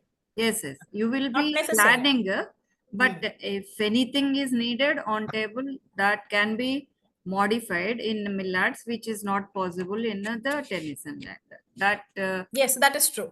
that is what is the PG should understand. Okay. Madam Lakshmi, can I come in just a moment? Sir, okay, please go ahead, sir. No, this is just for Richa. See, you have drawn the rotation incision like vertical one. The fact that the Millard is called as a rotation and advancement. So, and when you are taking a back cut, then you have to take a rotation incision. It is a rotation clap, and then when you want to, advance, then you take the back cut. So, like, you can never have a straight line and then make a square kind of a back cut. So that line has to be like a curvilinear. Yes, so it is a yes. rotation. First it is a rotation incision, and then when you still want that Cupid's bow to come down, then you take the back cut. So like it is always a curvilinear incision. Yes, sir. You preferably never take a straight line incision, at least in a Millard. Thank you. Yes, sir. This is always Dr. Ananteshwar showed in his Parak photos the markings. It's always curved. Yes, sir. Okay. So, Dr. Atul sir, you would like to show the Parap and post-up of the case? Definitely. Yeah. So I would like to just spend please. 2 minutes. Like to briefly cover the points which were asked and were not answered. One, and second, the benefits and drawbacks of triangular lip repair. First is for resident point of view. So it was Tennyson in 1952. He started this triangular lip repair, and it is commonly known as stencil method because at that time a wire was used from the highest point of the Cupid's bow on the normal side, just short of the columella, and this wire was bent into like a Z and then transposed to the opposite side. And thereafter, Peter Rendell started using vernier calipers, and it was called as geometrical method. So you should know what is the geometrical method and what is the stencil method. So this wire was pressed onto the skin and it used to mark it. So that is why it is called the stencil method. And it is also called mathematical repair. And though it is said there is no room for surgical flexibility, but it was originally purported as more single flexible method, meaning thereby you can address the limited defects also, as well as wide defects also with this type of repair. So this is the pictorial representation of this. And just these points, I think the lowest point, we need to discuss it. Let's move on to the other points. Yes. So we were talking about major vertical distance and minor vertical distance. So these 2 points on the normal side, I hope you can see it. Just a moment, please. Yeah, I'll set a laser point. This thing is the vertical lip height on the normal side. This between the columella and the highest point of the cupid's bow on the medial lip element is the major vertical distance. And the deficit between the two is the minor vertical distance. And this is what we should make good. So, yeah. So this is the drop we need to achieve. And this is the back cut we give, which is perpendicular to the plane of the vermilion. But according to Dr. Sani, he used to take perpendicular to the vertical line from the columellar point to the lowest point of the cupid's bow. So here, yeah. So this is how on table it looks like. So very limited defects you can close, very wide defects you can close. Another wide defect, and again limited cleft. This is the result at around 1.5 months. You can barely, there are certain drawbacks which are told about the Tennyson repair, that the triangle will go through the filtral column, but it is usually not seen in our group of cases. The last Millard I did was around 24 years back as a final year resident. Thereafter, I have not done Millard in any case. So that's fine. So this is the case which he had done. He has presented. So this is how it looks on the table. And this is how he looks at the time of palatal repair. You can see some scar is there. And around 5-6 days back, this patient came back. This is how he looks. So you can see, I'll just make it, yeah. You can see the white roll. There is definitely some vermilion deficiency here. I think we need to make it good. And also there is a need for, though we always do primary nasal repair. Primarily we'll do reverse Macomb sutures and also called as Nudov sutures, so that the suture remains for a longer time. When you do it with a tie over bolster, then bolster has to be removed after 7 days. And what I personally feel that may not be good. I don't know, others may have different opinion. So usually I'll usually use PDS and keep the suture inside like Nudov.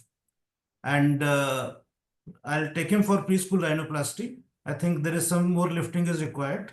And at that time, we'll see in case we can do a Nudov Z flap for the vermilion, increase the thickness of the vermilion. Yeah. So this is at the preschool rhinoplasty time, another patient. This is an adult patient who came for rhinoplasty later. In all the cases, you can see there is no overriding of the triangle as it is commonly said. So arguments from exam point of view are against triangular lip repair. The lower triangle invades the filtral column and gives to unsightly scar. But in none of these cases and in our experience also, this doesn't last. It may be only in the initial parts that there is some poor scarring. And just going through my records, I saw a case in which the lower scar is not showing, but the upper scar is showing. So we went into the details. What could be the reason for that? So this was the patient in which we did something like another back cut at the level of nasal sill level, because there was a defect. The defect was very wide. So the hypertrophy is in the same patient, same technique. Hypertrophic scarring is secondary to the tight closure. So in case there is no tight closure, there is no traction, all scars will fare well. Another common argument against this triangular flap repair is that it is difficult to do a primary rhinoplasty. Again, it is not the case. As you can see, you can access the medial part as well as you can access the lateral part.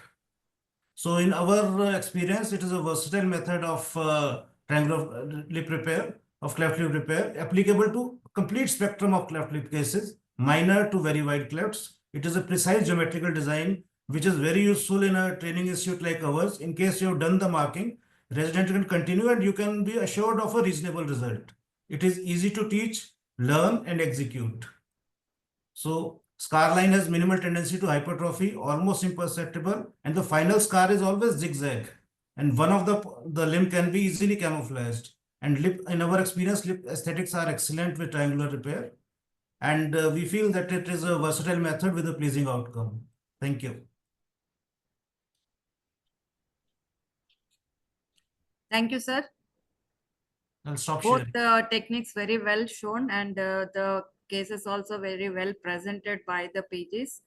I think we have to move to the bilateral cleft lip. Bhattacharya sir, at the end, I'll invite you to give comments of the second procedure also. So we'll move to the second team. Rohit, please display the team 2.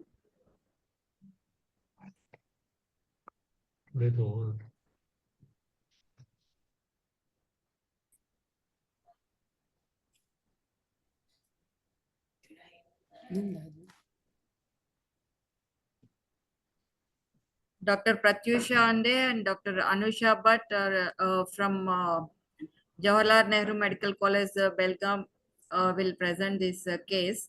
And both the panelists will discuss, because only one case they are going to present, bilateral cleft lip. So Dr. Mahesh Prabhu sir and Dr. Neela Bhattacharya both will discuss this case. 1 second. Pratyusha? Yes, ma'am. Just Yeah. give me a moment.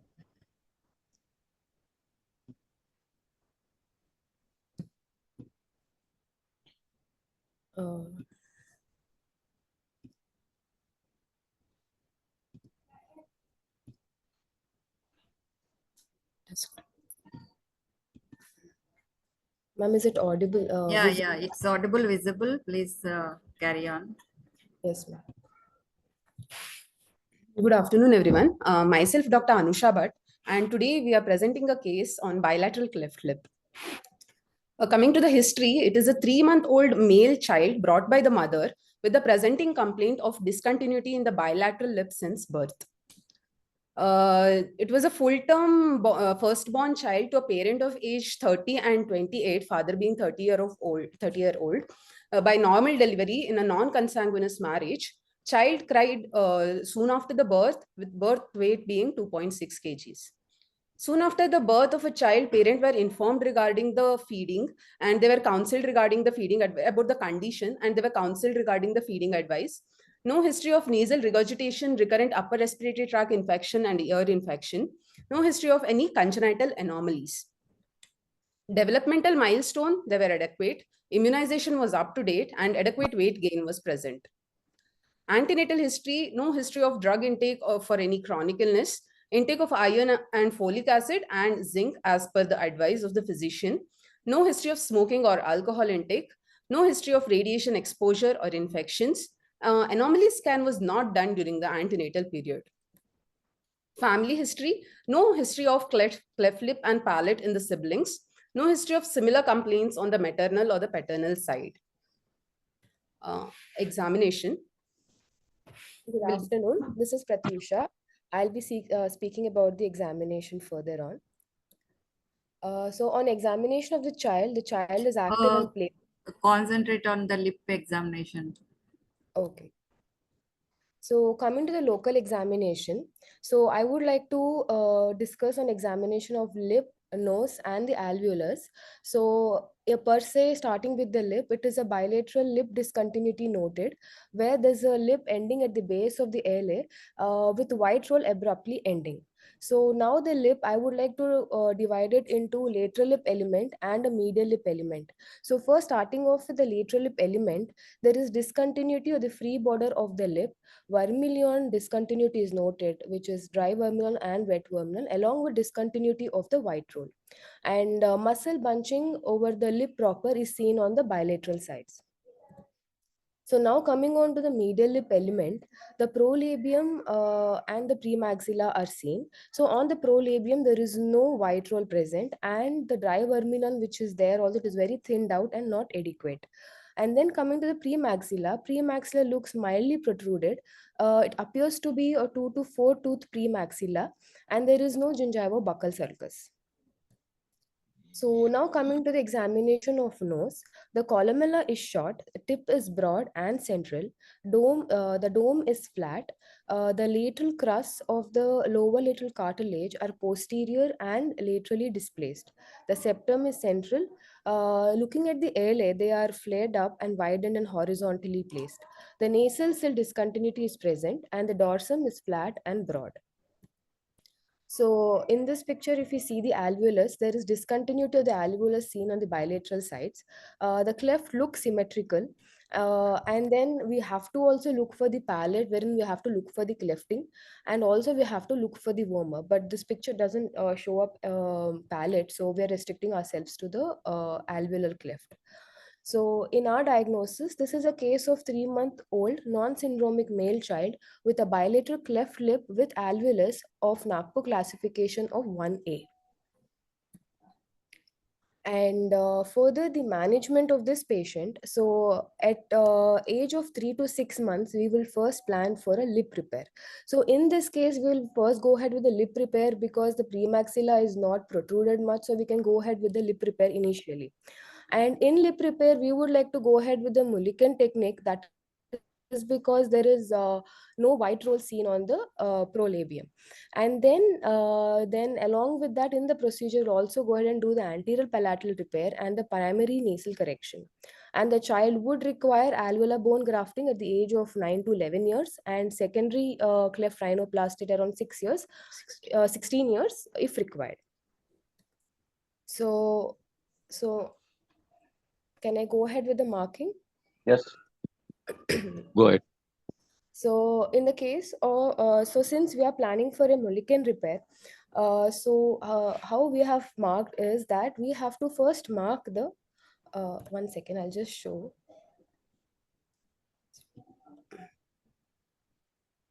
Okay, so the first point that has to be marked is the bilateral commissural level. One marking at the 2 commissural levels, and then next point will be at the midpoint of the columellar base. And next, the other point will be exactly opposite to it onto the prolabium. And then we'll be marking 2 other points which are on the lateral side of the columellar base. So this distance is approximately 1.5 mm on the either sides. So, and after which we draw an imaginary line from the midpoint of the columellar base to the line dropping directly straight onto the prolabium midpoint. So this point will become the future's deepest point of the cupid bow. So this is in continuity with the frenum. So after this, after we draw a imaginary line, since this is 1.5 mm, we would like to take a distance of 2 mm approximately on either sides. But how are we going to take that point is that on this imaginary line, we are going to draw a perpendicular line, which is about 2 mm above this point. So on that point, on the other sides, we are again going to mark 2 mm and 2 mm, and which are going to be the future highest points of a cupid's bow. So this is the marking of the medial lip element. So now coming on to the lateral lip element marking. So here we have to first mark the Nodeff's point. So as said, Nodeff's point is the maximum point where the white roll is seen, after which we see the fading of the white roll.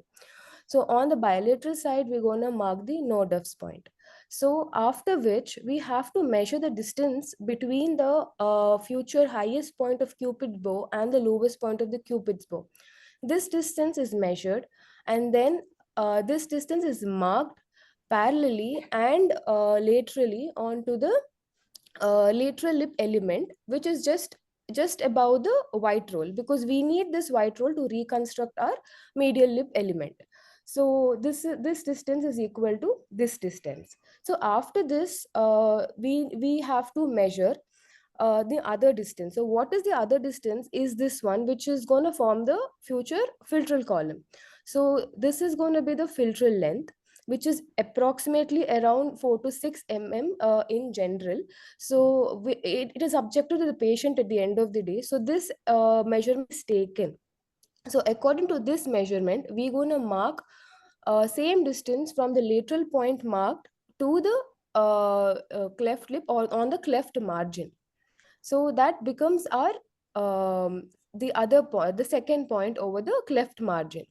So after this, one more picture is there. So this is a picture of marking. So as I've said, we have we have taken up on the lateral lip element, we have pointed the Nordhoff's point and the lateral point, the distance being equal to the future's deepest point and highest point, and then connecting to a point on the cleft margin, which is equal to the future's philtral column, and which is connecting to the point on the LR base. And then this line and the Nordhoff's point is drawn directly straight onto the vermilion.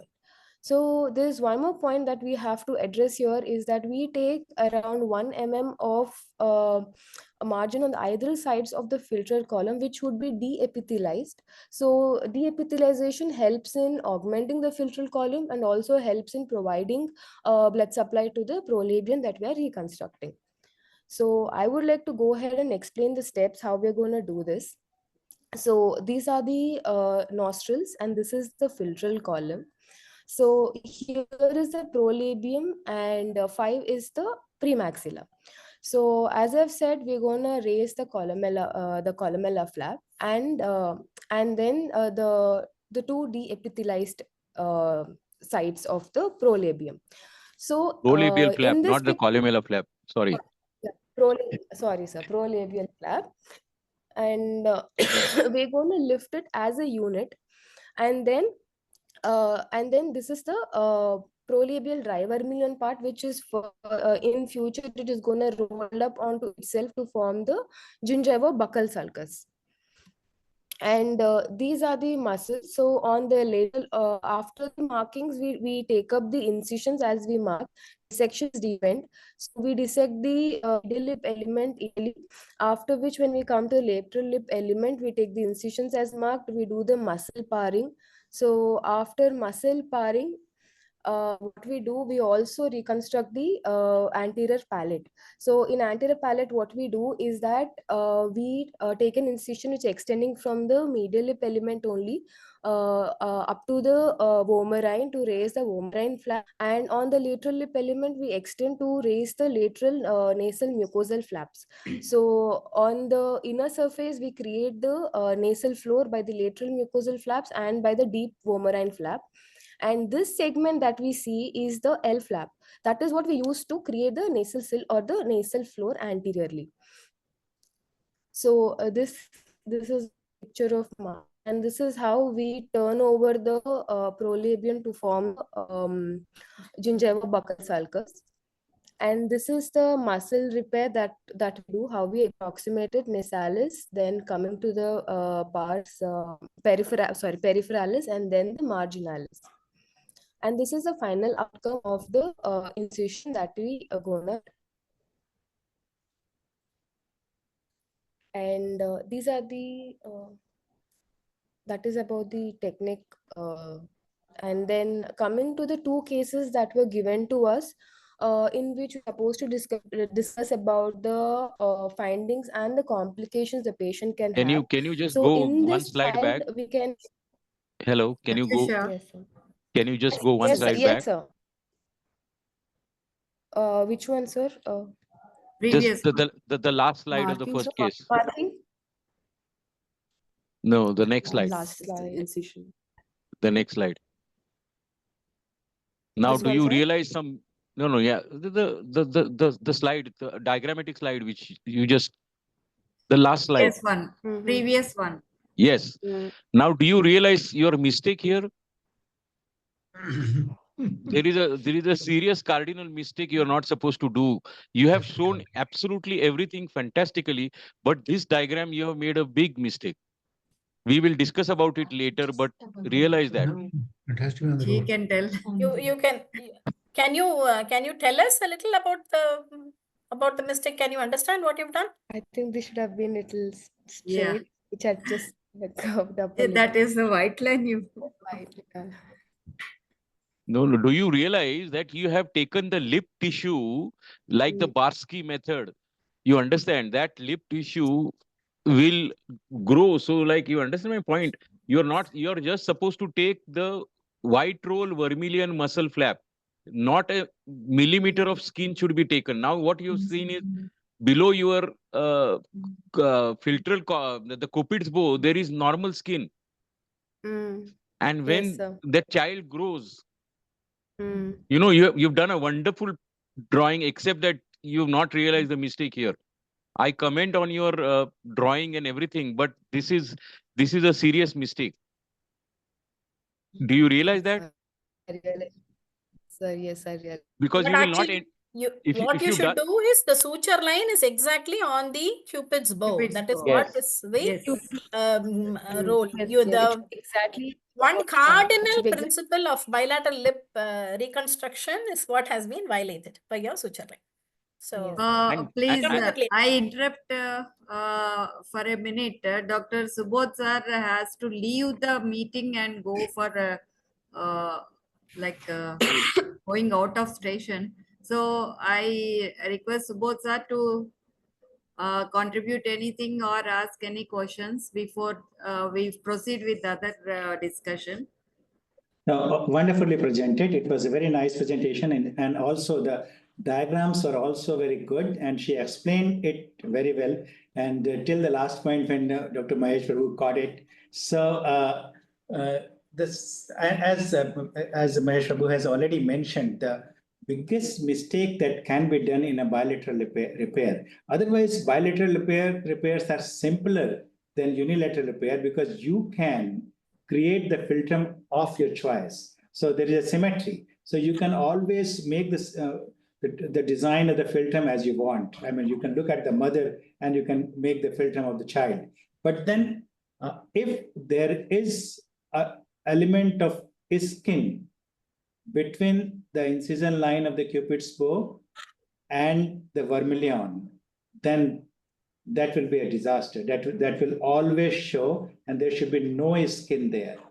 And at the same time, the philtrum should not have any mucosal tissue as well. So there should be no mucosal tissue of the philtral area where the lateral vermilion is coming in front of it. So no mucosa, no skin, right? So Yes. the philtral skin should directly be sutured to the lateral vermilion which is coming. And the white roll that you are bringing, that should come from the lateral lip elements. And no white roll of the medial element, if there is any, should be retained. So that should be made. So otherwise, and then there are various other techniques to do. I mean, because people have not been very satisfied with the bilateral repair, therefore there are too many techniques of doing bilateral repairs, and still some of the deficiencies will remain. And I personally do an open tip kind of an extended open tip kind of a bilateral repair when there is a projecting premaxilla and the columella is negligibly short. So I do an open tip and which is safe. So Dr. Mahesh Prabhu was asking whether it is a prolabial flap or prolabial columnar flap. So I raised it as a prolabial columnar flap and up to the nose and the dorsum of the nose. And the vascular supply is robust and you can do it. And only after you have got it some training because it has a learning curve. So, Subodh, you're talking about the trot kind of a stuff. Yeah. So Trot and Mohan. Yeah, correct. And also in the vermilion, sorry, I'm not asking question. I'm just putting because I have to rush. So also about the vermilion that comes in front of the Cupid's bow, and which you are dissecting from the lateral lip elements.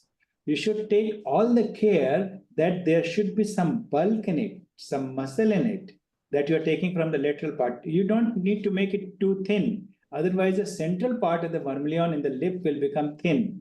So you have to take care that that part has to be bulky so that it provides the good vermilion and a small pout in the Cupid's bow area.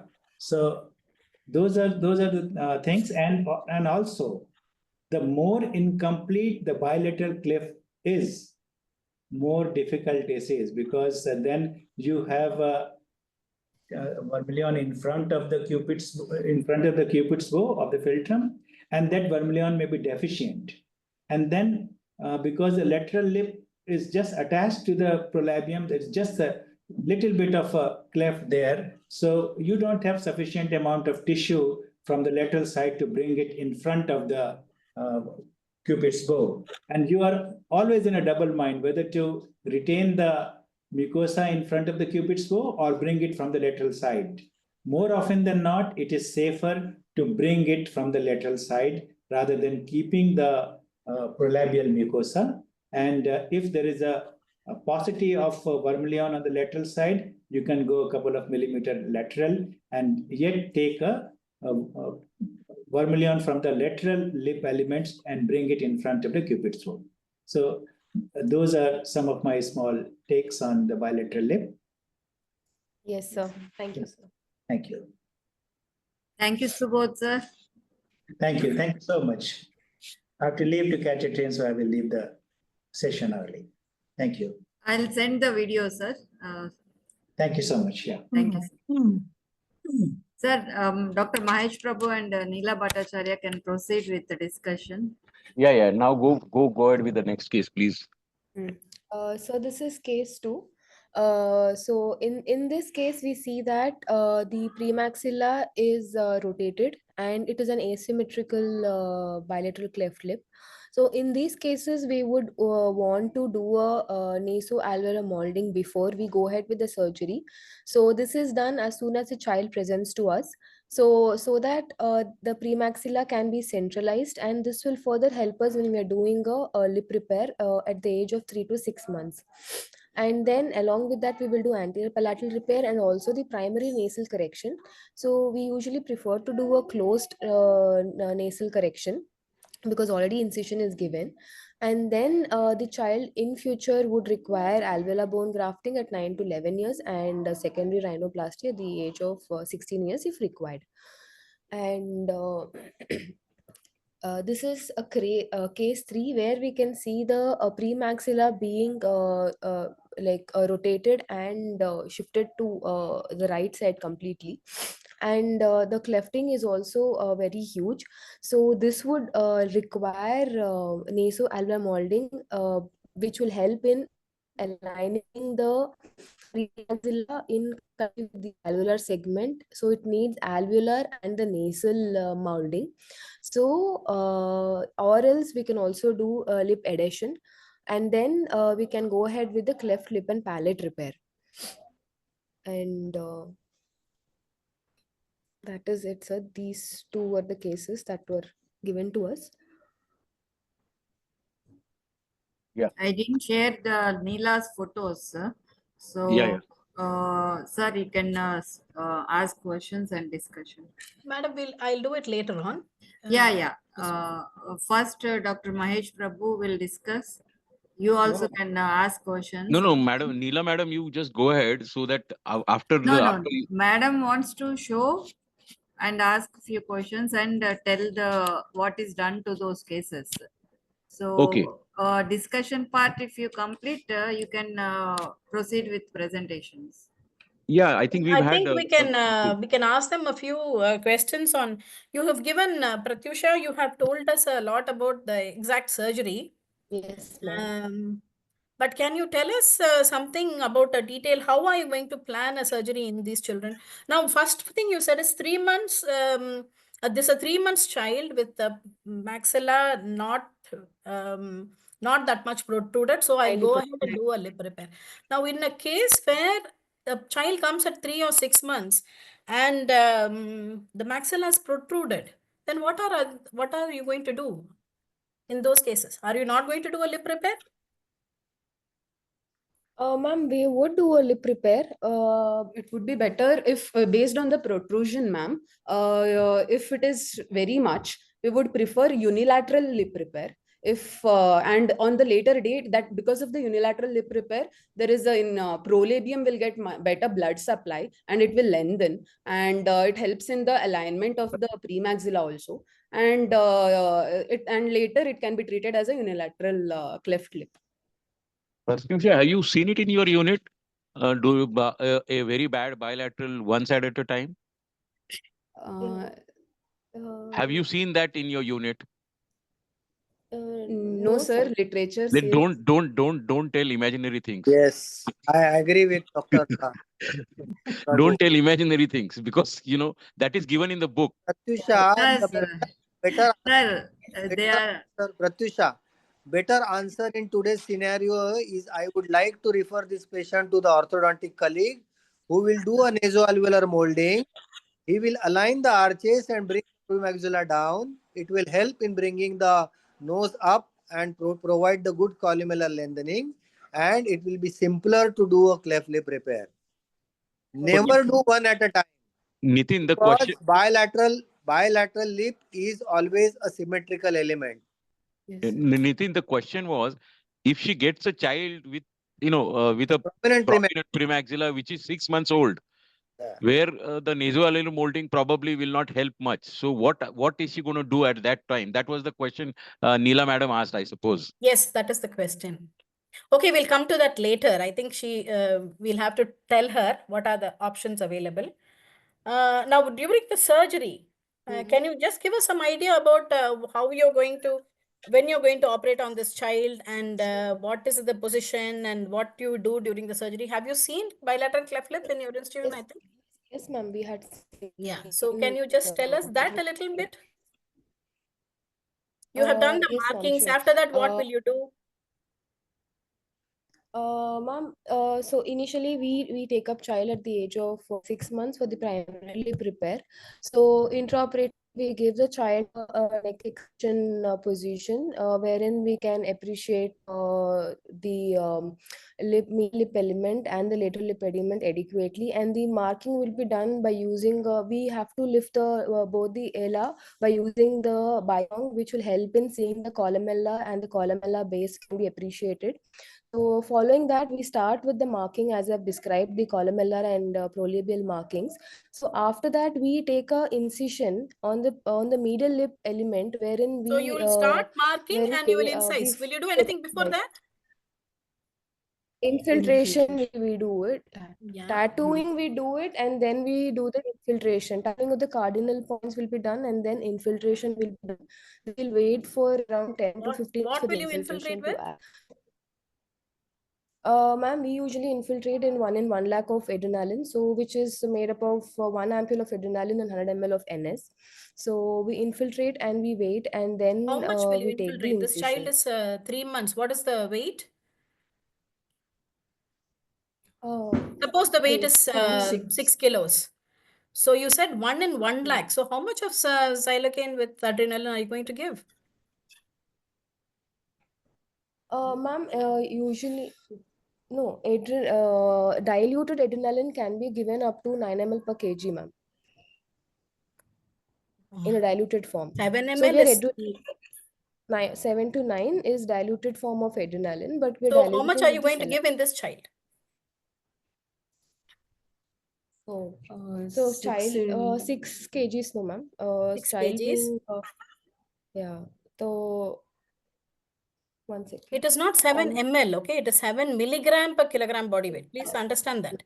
It isn't a 7 ml calculation. It is 7 milligrams per kilogram of, it's the xylocaine which is given, not the adrenaline. They are not giving you the dose. They're giving you the dose of xylocaine. So it is 7 milligrams per kilogram body weight when you have adrenaline. So this is a 6 kilo child. So how much can you maximally give if you give 1 in 1 lakh? So around 50 milligram we can give, ma'am. How come? 7 into 6 is only? Okay, 50 let us take. 1% xylocaine means how much of it is there? How much of xylocaine is there in that 1 ml? In usually when we take up the 2 ml of xylocaine is 23 mg of xylocaine which is present in there. So yeah, in 1 ml. So when it is 23 in 1 then you ml. can give only 2 ml of xylocaine. So that is what I was wanting to tell you. So 1 in 1 lakh is a very high concentration of a 2% solution if you're trying to give. So try to dilute the Infiltration. the local anesthetic as much as possible, because adrenaline, it has been found that the lesser the concentrations, the better the action. Okay, one. And second, the same applies for xylocaine. Even the toxicity is much less of a xylocaine if you dilute it. So try to dilute it. Don't give 1% in 1 lakh. It is too much. Try to dilute to about 0.5% xylocaine in maybe 1 in 2 lakhs or 1 in 4 lakhs. That would be ideal. Okay. So that is about dilution. Then you mark, then you incise. Anything else? Does the anesthetist do something before you start your surgery? Ma'am, we ask for the basic heart rate, the basic pulse rate, and then we ask them, we wait for it. So and then we check for the heart rate, we wait for it, and then we go ahead with the incision. But before that, we start with deepithelialization, and then we go ahead with the incision. You usually do an epithelialization and then bring the lateral elements there? Yes, ma'am. Because we do it initially because when the skin is taut, it is easier to do an deepithelialization rather than giving an incision and then going ahead with the deepithelialization. So that is how we deepithelialize and raise the prolabial flap, and then go ahead with dissecting the lateral lip element, and then we do the approximation. Okay, what answer I was looking for the anesthetist is packing. Do you do the packing, or do you, the anesthetist does the throat pack for you? We do the packing, ma'am. So Like you they do the throat pack. we do the Should packing. you do it or not? Because you didn't Ma'am, really... we should do it because we will not know, we cannot see the posterior pharyngeal wall or intraorally. So it is better we do a packing, because we'll do the anterior palate repair also. They can be trickling, which can further cause airway obstruction, and it can be critical to the patient. So it is ideal to pack it in especially in when we're doing lip. Do you do anterior palatal repair in bilateral lip? Yes, sir, we do it. What precautions you will take, and what is the disadvantage of not doing, of advantage of doing it, or disadvantage of doing it? Sir, one advantage of doing it is that there'll be an intact nasal floor continuity, and in the later day doing palate will become easy. One disadvantage, it could be that when we are raising the bilateral side, the vomerine flap, there can be ischemia to the premaxilla that we can be creating. So that is one disadvantage. And still you are doing the dissection onto the prolabium, they are doing up to the columella. You are jeopardizing the blood supply of premaxilla by raising the prolabial flap. Yes. You still want to do anterior palate? Yes, sir. Raising of mucoperiosteal flap of the one side can be done, sir. Nasal and the... You can do on one side. One Between side, the sir, one yes. side. Sir, which? The one side of the alveolus you can do. One side you can do, and then on the But being a timid surgeon, I would not like to do anterior palate at the time of a bilateral lip, because I had seen ample number of premaxilla getting black and fallen. Okay, sir. Mahesh, what is your opinion on this? Yeah, I don't like to do, especially in bilaterals, anterior palate repairs. Yeah, you just go up to the nostril floor till the alveolar ridge. Yes. Yeah, you can put your L flap and just raise. Yes, L flap. Yeah. The lateral element to go across. Yeah. Or you can take a turbinate flap to Yes. use the nostril floor. Yeah, and just close the alveolar defect. Don't go beyond the alveolar defect. So that's so that you don't get perialveolar fistulas. So that is how, yeah. Yes, that would be the best. You can close the nasal floor nicely even without doing an anterior palate, actually. So yes, may be ideal, but it is in the essence of safety, it is better to avoid. Okay, ma'am. And it will prolong your time also in a bilateral cleft lip. So you would rather not do it. Okay.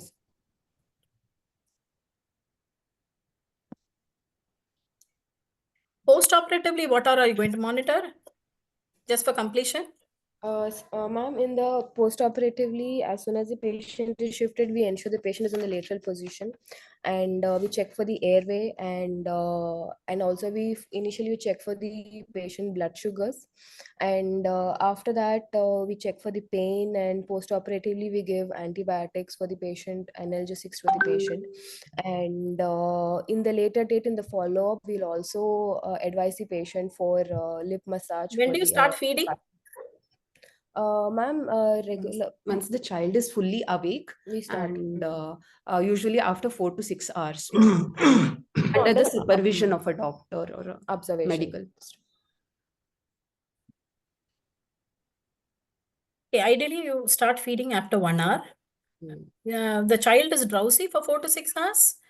Highly unlikely, because the child will be hungry and the child will be cranky. So the more it cries, the more everything gets obstructed. So better to start feeding when the child is awake after an hour of surgery or so. Okay. Yes, ma'am. So anything else, sir? No, I think, yeah. Lakshmi ma'am, do you want me to go ahead with my presentation? Any seniors, Dr. Bhattacharya sir, would like to ask anything or contribute? Yes, to team 1, what is the histology of Simoner's band? It has been discussed. To us,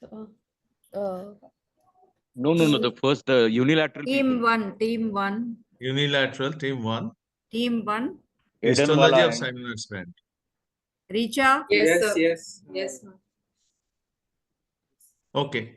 Why the surgeon stands towards the head end and not on one side, either left or Sir, right? you asked team 1. If they Team don't 1. answer, team I'm 2 asking also you. can answer. Okay. Team 2, Pratyusha? Yes. Histology of Simoner's band. Contains fibrous tissue, sir. No muscle element, basically. It is basically the lateral lip element and the medial lip element, fibrous strand, which is connected. It is ectoendodermal tissue. It represents the failure of mesodermal proliferation. Yes. Why do you stand on the head end while doing surgery? Why the surgeon is at head end? Symmetry would be better, sir, when we are at the head end. No, that is not the answer. Team 1?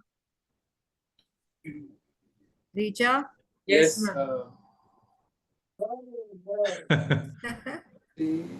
Okay.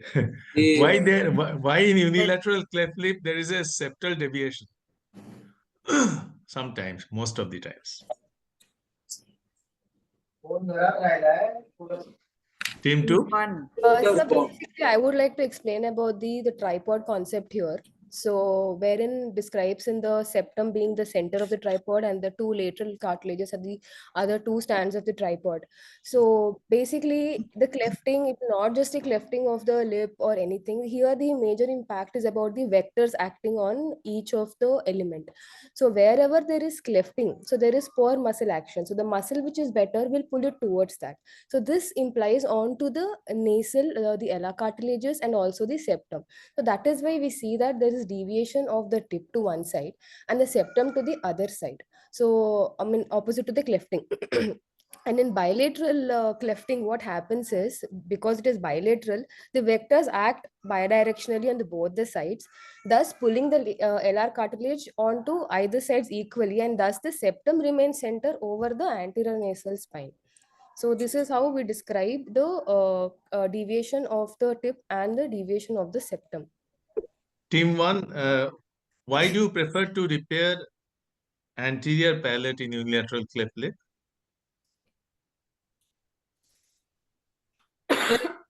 What is the advantage? Mostly only the anterior palate will be affected, and once we close it, then it will form a barrier between. We want to avoid any fistula formation, and we want to achieve an anatomical repair, sir. So that would be the goal. No, that is okay, but why why anterior palate is repaired at the time of lip repair? Why it is preferred? So it would prevent the further the further misalignment of the alveolar the segment, sir. If we repair Team 2. Sir, approach would be easier, sir, when we are doing in the cleft lip, because the nasal floor and the anterior palate and lip, everything will be open to approximate better. With the palate repair, the anterior, once the lip is closed, it would be difficult to close the anterior palate. Yes, there may be possibility of anteropalatal fistula. Yes. How do you, team 1, how do you assess and maintain the nostril at the time of lip repair? Patency of the nostril or symmetry of the nostril. You know, many times you may overdo it and the nostril on the cleft side may be, narrower. How do you assess on the table? How do you prevent that? That both sides are equal. After we align the nasal floor, then you will use the alar stitch. Depending on how tight the alar hitching sutures, the Mecon So I'm asking that only. How do you assess that tightness? That this is enough. So the buckling that can be is corrected. Once we've assessed that the buckling is corrected, then that should be enough force over the hitching suture. And the height of the nostril will be symmetric. Team 2. Based on the measurements, sir, which we take at the from the base of the columella to the base of the ala, sir, we try to match that. How do you try to match that? That's what I'm asking. See, how do you measure how do you see that the patency of the nostril is maintained? It is not, asymmetrical. On the table, straight away.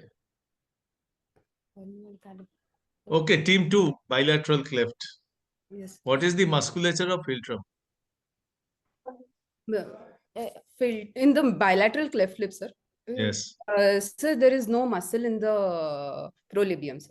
So what is its surgical implication? Sir, that is why we are bringing up the muscles and then making in the center, like in the. So how much muscle is to be dissected? How do you assess? From the lateral side, you have to bring it, isn't it? Yes, yes, sir. So how do you assess that this much dissection is adequate? Sir, one thing, based on the tension, sir, there should not be extreme tension over the muscle pull in the midline. So based There on will be some element of muscle tension, no? But how do you feel that the prolabium, which is lack of muscle, is quite filled and looks normal? little pouting of the muscle. Yeah. How do you assess that? How much muscle you dissect? You know, 3 to 4 mm of the muscle. That means how much laterally you go and dissect the muscle? Up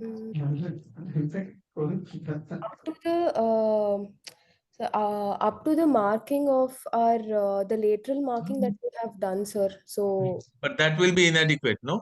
Because you have to bring the muscle at least to the midpoint of the philtrum from either side. But the prolabial lengthening would be there post-operatively, no, sir. So. That is the effect. Okay. अगर sir video पे वापस आ गए they'll find out कि फिर निकल के गए होते कपड़े बदल के. The columellar height is short, isn't it? Yes. So how do you correct it? Maybe in a second stage. Columellar length के लिए. I didn't understand the Columellar lengthening as a secondary procedure. Yes, sir. The secondary rhinoplasty. which comes correct. inside The columella struts. How do you achieve the height of the columella, I'm asking? Sir, bringing back the medial crust of the lower lateral cartilage together and taking the dome stitch. Is there any role of pre-vomerine resection in bilateral cleft lip with protruded premaxilla? Pre what? Pre-vomerine resection for the protruded premaxilla. Yes, sir. It is premaxillary setback. But it can cause. Is it popularly done? Yes, sir. It is. And compromise vascularity of the prolabium as well. Team 1, is it popularly done? It is that. If not done, why? It's a very morbid procedure because you are cutting a segment of the septum there. So usually it is not preferred. Only in severe cases we do a pre-misery septum. How do you maintain the labiogingival sulcus in bilateral cleft lip? Sir, we create a labio gingival sulcus How? during the lip repair. By- Sir, by folding up the prolabium which is present, it creates a posterior wall of the gingivobuccal sulcus, and the lateral lip segment. See, most of the time, the more wide is the cleft or more severe is the cleft, the prolabium is very small. So Sometimes very rudimentary. So even then, how can you maintain that labiogingival sulcus? When it Is there any rudimentary- method? When it is rudimentary, we take it from the lateral elements, whichever mucosal tissue that For we are. example, in this photograph which you are showing, how will you maintain it? So in this photograph, we can take up the remaining dry vermilion which is there, that can be folded onto itself by creating a gingivobuccal sulcus. So will you unfold it? Yes, Will it you should be unfold the folded on. mucosa of the prolabium? Yes, Yes, sir. Yes, sir. sir.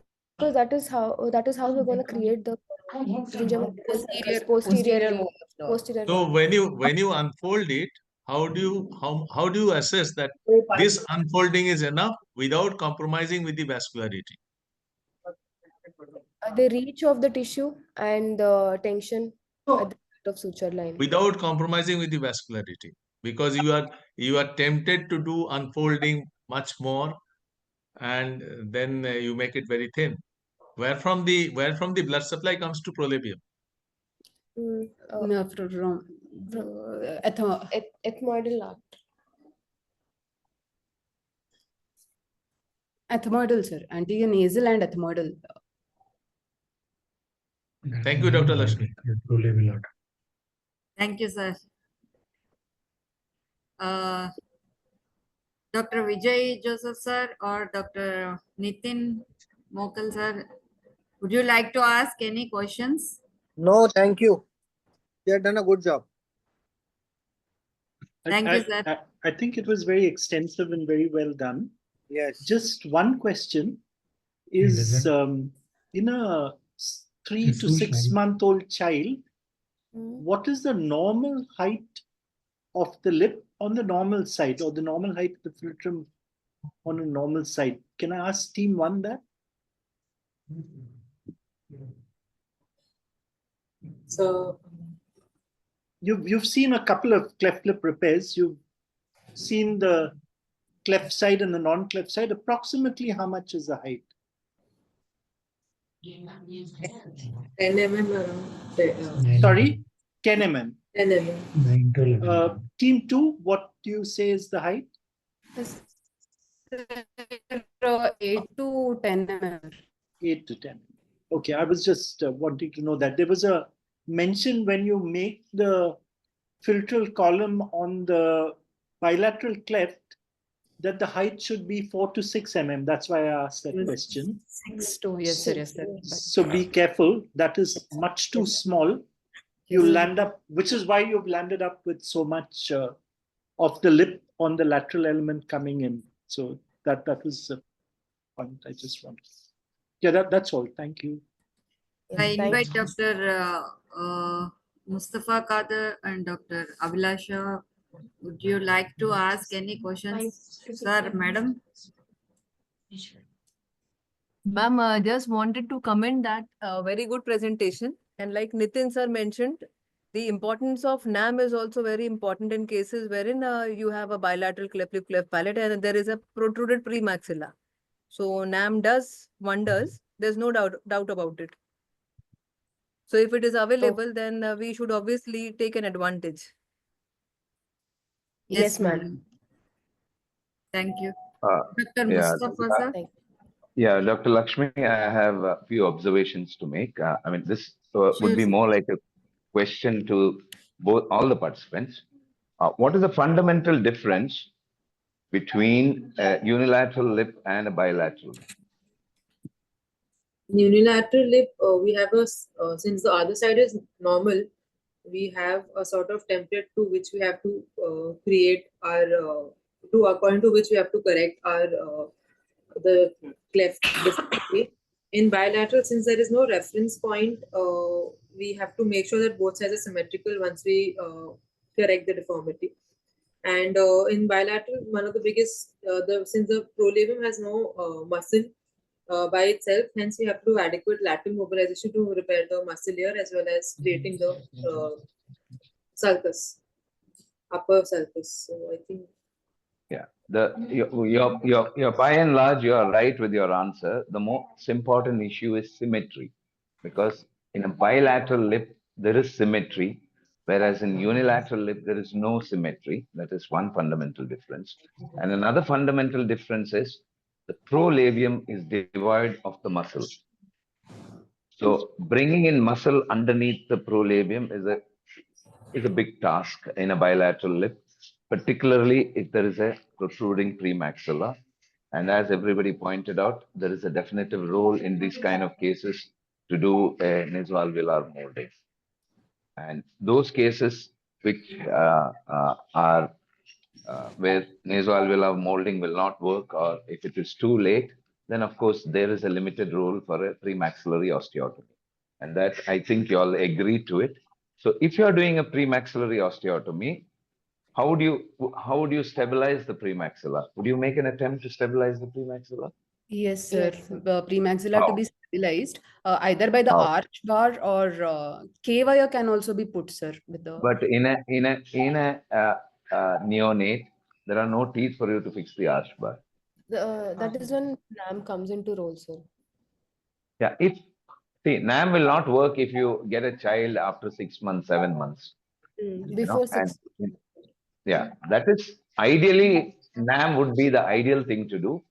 But if a child comes late and if NAM, in some children, NAM don't Predation work. can also be tried. So where you have to do a premaxillary osteotomy, how would you stabilize it? Or would you make an attempt to stabilize it? So by lip predation can also be done if the child is presenting late. Okay, yeah, fine. You can do a lip predation, but if you are doing my question is very specific. If you are doing a premaxillary osteotomy, would you try to do a stabilization of the premaxilla, or you would leave it just like that? We can leave it, I suppose so, because anyways we're going to stabilize it. I didn't hear what you said. Would you stabilize it? Would you make an attempt to stabilize it, or just leave it like that? Sir, making an attempt to stabilization would be ideal in such setup because we know that the premaxillary setback procedures come with its own complications. So attempt to stabilization should always be given a choice to the patient, and further on, if it doesn't, and then we should go for a setback. So in that case, how would you stabilize? so K-wire can be put, sir, small, which can hold to the vomer. You can, of course, there are attempts to use a long screw, to fix.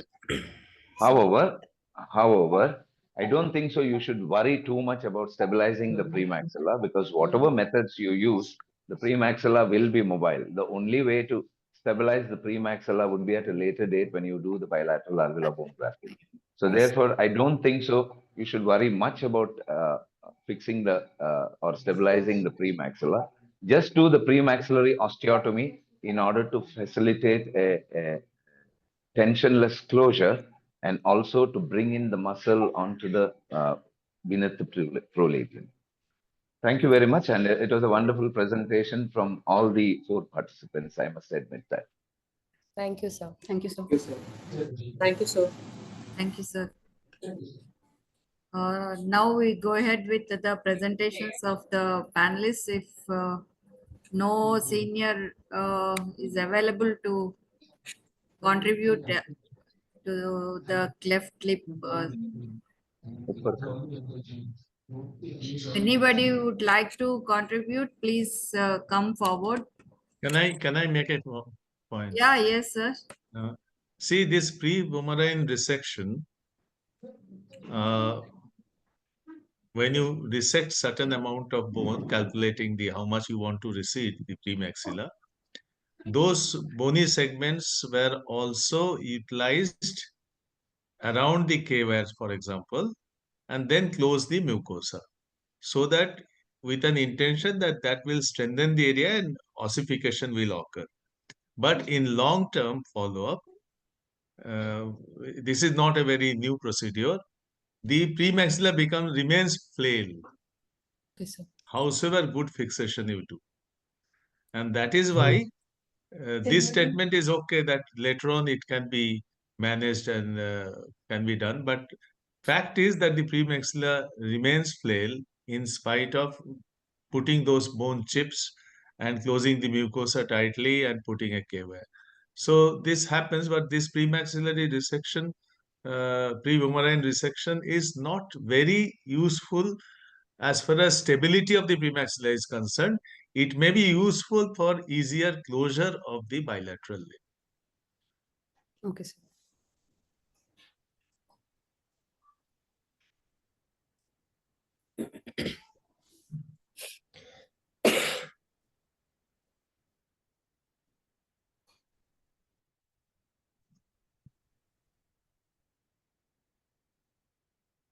Yes, Dr. Lakshmi. I think all the candidates have presented very well, showing their reasonable knowledge on the cleft lip, especially cleft lip, whether unilateral, bilateral. Now we move to panelist presentation. They show the para and post-op of the cases presented by team 2 and various differences and presentations of bilateral cleft and how they addressed. Dr. Mahesh Prabhu, I invite you to show your PPT and brief, sir. Yeah. So, yeah. Yeah. Can you see my screen? Yeah, yeah.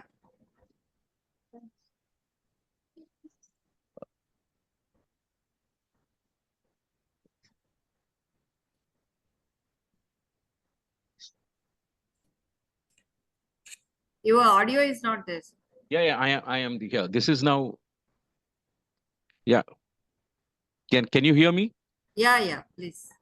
So this is bilateral cleft lip with modified Mulliken method.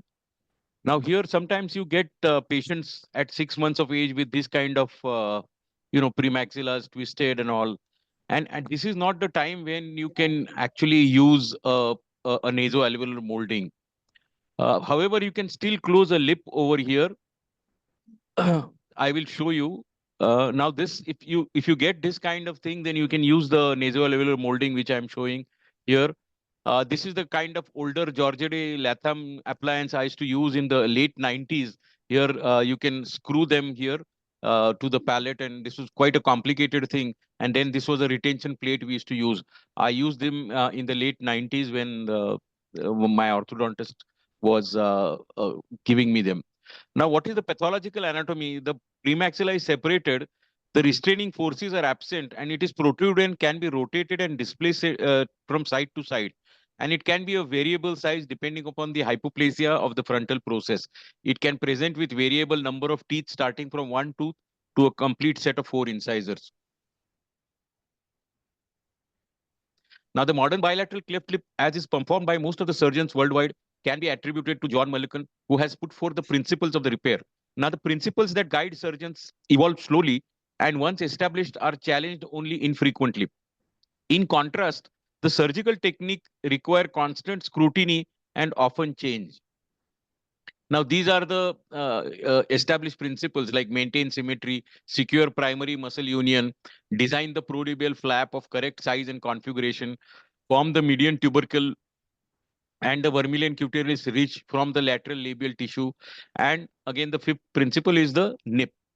So now there are two things like slow growing features, the nasal protrusion and columnar length can be molded on a normal or larger than normal size, while a feature programmed for rapid growth should be crafted on a smaller than normal scale, that is interalar distance prolabial length and width, and total upper labial height. Now, as Dr. Vijay Joseph was mentioning, you keep that height low because that lip stretches over a period of time. That is why you do not keep that lip height as 10 millimeters. Otherwise, in a bilateral cleft, it will stretch. So that is why I agree with the Pratyusha when she said that it should be about 6 to 7 millimeters. So again, the same principles here. Most important thing is magnification. Whenever you are doing clefts, magnification is paramount. Now here is the same child I'm showing you. Uh, and here, this is the marking. You can see here, these are for the deepithelialized strips. And these are actually the fork flaps. Now, I don't use these fork flaps. I deepithelize these fork flaps and use them as anchors so that it stabilizes or improves what do you say, the stability of the lip repair. So the diagrams Pratyusha drew were better than me, so I'm not skipping on these diagrams. Now, if you see here, the lip post-operatively, immediately in the post-operative period, this lip looks quite bunched up. However, within just 3 weeks, look at what happens to this lip.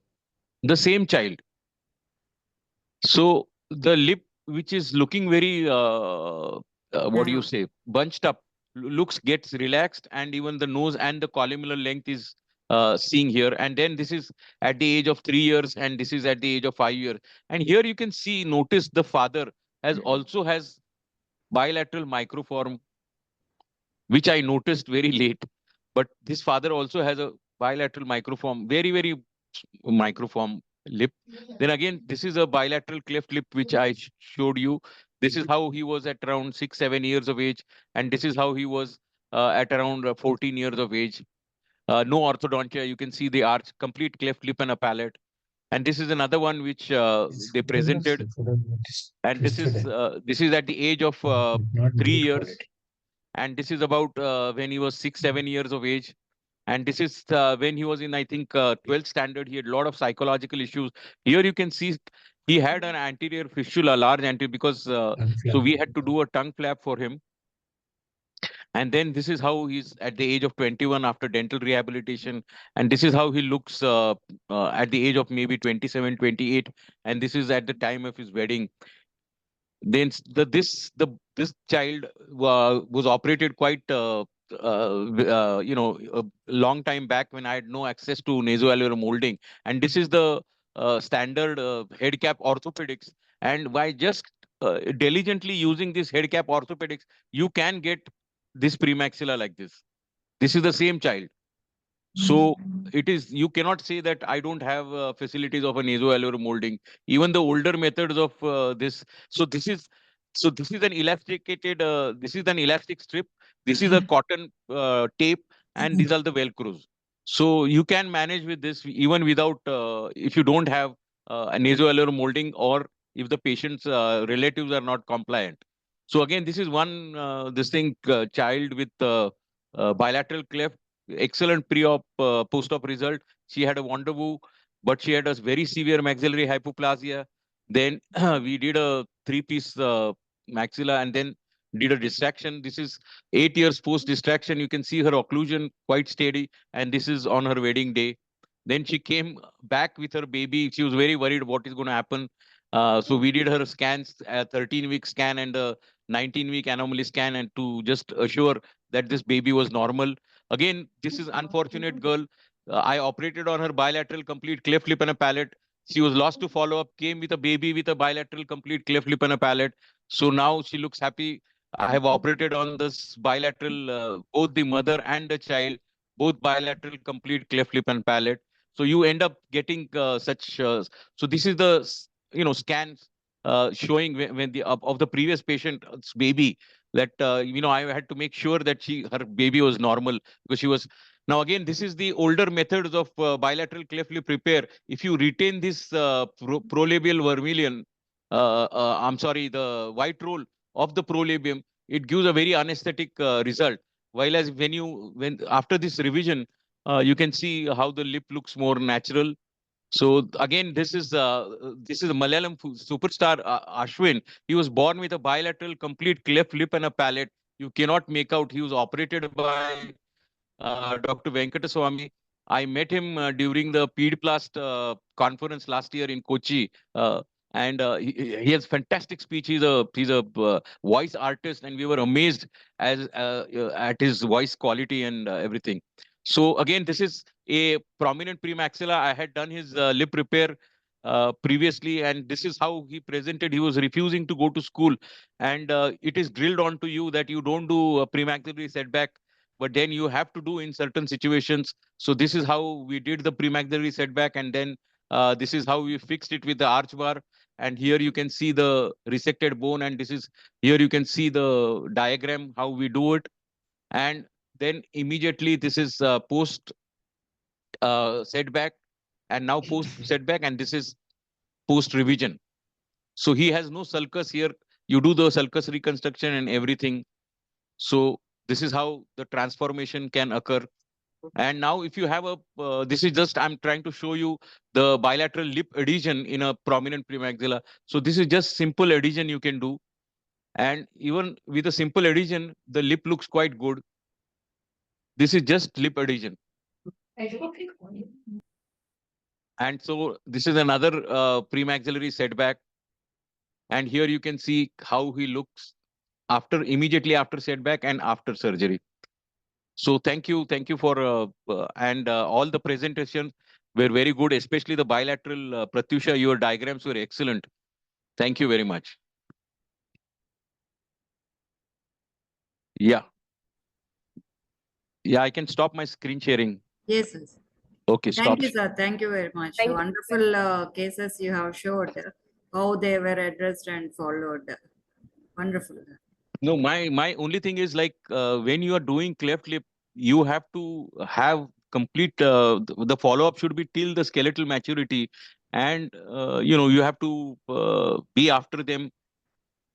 And it is not just the cleft lip and palate surgery. You have to rehabilitate them. Like there is speech rehabilitation, then there is dental rehabilitation, and the final is the social rehabilitation. So all these things, three things are important in treating a cleft lip and a palate patient. That is what my opinion is. Thank you very much. I think sir disconnected. You couldn't hear me? Yeah, now it's fine. No, I'm saying that whenever you treat the clefts, you should first see the repair should be good. Then second is the speech rehabilitation.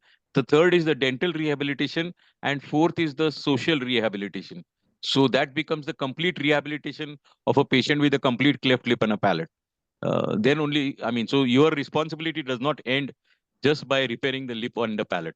Thank you. I totally agree with Dr. Mahesh, because until unless you show the long-term follow-up of at least 30 years, 35 years, till they are socially rehabilitated and happy with their next generation, then it is convincingly, gives good result, and it becomes very, very meaningful. Thank you, sir. Thank you from coming from you. It is a great compliment. Thank you, sir. Absolutely. I have such long-term follow-up, so I can imagine and always try to attend their marriages.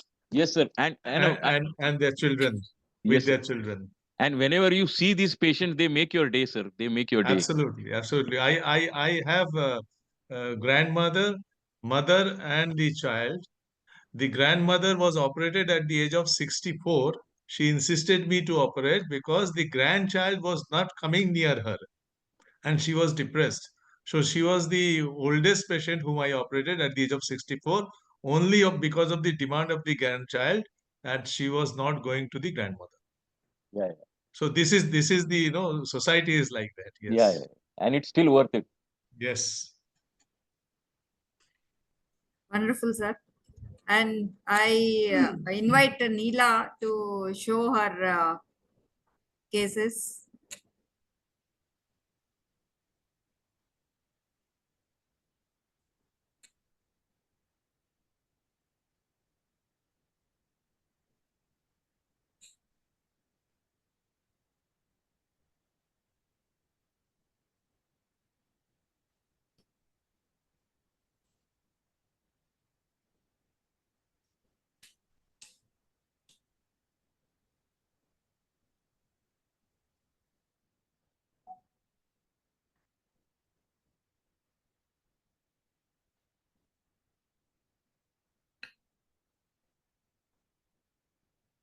Dr. Neela Bhattacharya.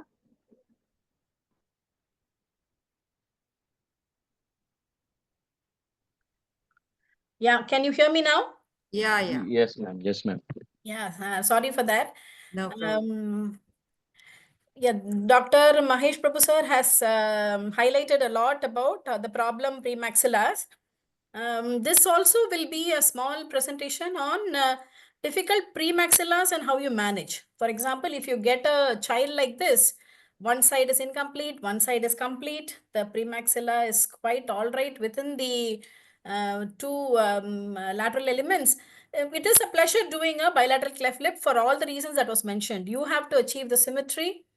You have to, because you are not matching with something which God created, you can essentially do a much better job. What is the trick in this child? Always you have to find out the markings in the deficient side first, because definitely the deficient side has less tissue than the normal side. And you must be willing to resect. As Dr. Subodh was saying, there is always a dilemma whether we are going to remove you, whether we are going to throw it away. But then when you do that alone, you can achieve symmetry. So that we'll have to sort of check. Now, sometimes, even when you have a premaxilla which is so well forward, you do the lips with the bilateral lip repair with all what is the ideal reconstructive methods. That is, you use the central prolabium for the entire you use the prolabium for the entire length of the lip. You bring the vermilion from the lateral side. You try to close the nasal floor right from the alveolus up. When you do those things, you are able to get a reasonable approximation of the lateral elements with the prolabium. And so what happens is, you find that in subsequent visits, the premaxilla has settled nicely. So that is something that you have to remember, that you can get results like that, even when sometimes the premax, but then whether I will be able to tell next case also this will happen? No, that I am not at all sure. Some things settle very well, some things will need something more. This is a child where the premaxilla is very broad and wide, but the prolabium is very, very small. This is a challenge. How are we going to, and the premaxilla is slightly higher also. So how are we going to do that? We tend to keep the prolabium a little wider in this case, because the premaxilla is essentially going to hold 4 teeth. So it is quite wide. Do the lip repair. Surprisingly, this settles. Then what happened? This child was lost to follow up for about 4 years. She came back for the palate repair only at 4, and you can see that the premaxilla has settled nicely even in this child. Then you do the palate. Then at 7 years, you can see that there is 4 teeth of the premaxilla coming up nicely with an alveolar cleft. And we did an alveolar bone grafting on this child. And then now she is in +2 and going to give her exams. She also wants to be a doctor. So this is what the story of this child. I'll show her post-op later on. Again, this another child, we do the repair, but then we are able to understand that there may be a small deficit of the central vermilion. We have brought the vermilion from the lateral elements, but then we find that because the prolabium again is so very small. So in this case, when the child comes back, you realize that there is central vermilion deficiency, very little, very deficient sulcus. And because the lip pressure, the orbicularis oris has gone and given a lip pressure on the upper part of the premaxilla, the premaxilla descends. And when it descends, you can see that this is a sort of occlusion that you're getting, which is very unsatisfactory for you. But surprisingly, the patient is able to eat because you're growing up with that. But if it is unsatisfactory for you, so then you put the patient on, send the patient to an orthodontist, get those things done. The central vermilion deficiency I have corrected with an Abbey flap. And this is what happens after an Abbey. Again, a course of orthodontia, and she came back for a bilateral alveolar bone graft. So this has completed, and now again, she's back to the orthodontist to correct the occlusion as much as possible. And now we see her like this. This is the picture as of now. The alveolar arches quite well aligned, and the profile picture In the previous slide, you can see the profile. In the first one, you see the profile not at all adequate. There is a retrusion. She's pulling up the lower lip to cover the teeth, whereas here the profile is so much more better than what it was. So these are children who have had premaxillas, which were difficult, but sometimes you can get a child. This is a 1-year-old child, but very small for age, a syndromic child, very low social economic state, and they come like this, so much of maceration in the premaxilla. This is what we were wanting to know, what you should do. What do you think would be the best course of managing if a child comes like this? A wide cleft, you can see the cleft of the palate also, so wide the palatal cleft is. So in this child, I decided to first do a lip addition on the wider side. So what does that achieve? When you do a lip addition, the premaxilla, which is pushed to the right side, and the lateral maxilla, which is collapsed under the prolabium, that has been shifted. Now the premaxilla is shifting to the left. You have some space also, and in 6 months' time, you can go ahead and do a primary bilateral cleft lip repair. And when you do that, you find that the child settles like this. So this thing would not have come about if we had tried to do both the repairs at the same time, or try to do one repair at a time. That one repair at a time and all is very, would not give the ultimate aesthetic result that we want. So here again, we have done the palate on this child, and now she's in speech therapy. This is rare, of course. Nowadays, thankfully, we don't get adult children, or maybe children 5-6 years old with completely unoperated cleft lips and palate with a huge riding premaxilla. But suppose you get this, then what would be the course of action?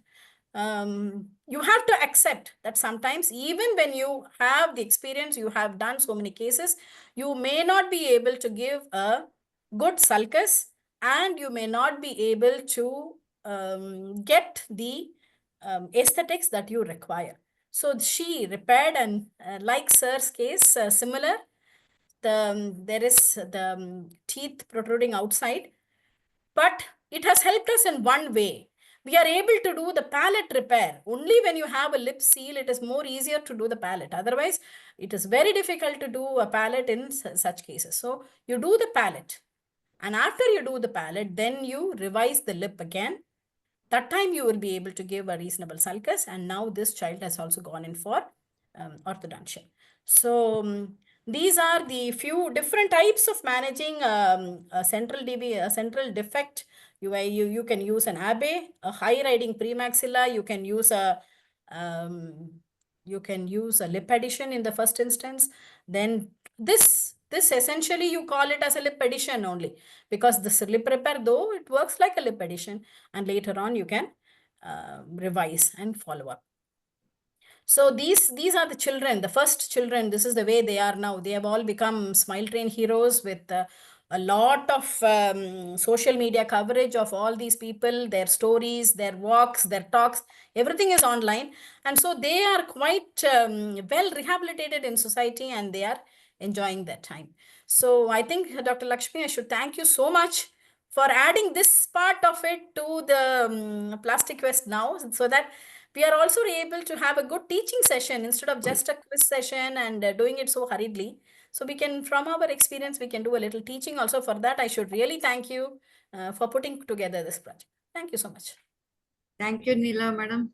Wonderfully displayed all the long-term results, and how they are corrected by you, and they are now leading the normal life. Thanks a lot. Lakshmi madam, can I Please. come in? Neela madam, the last case you showed. Yeah. Yeah, I would rather do a cleft palate repair along with a setback at the same time, so that you can actually nicely do even a GPP kind of a thing there.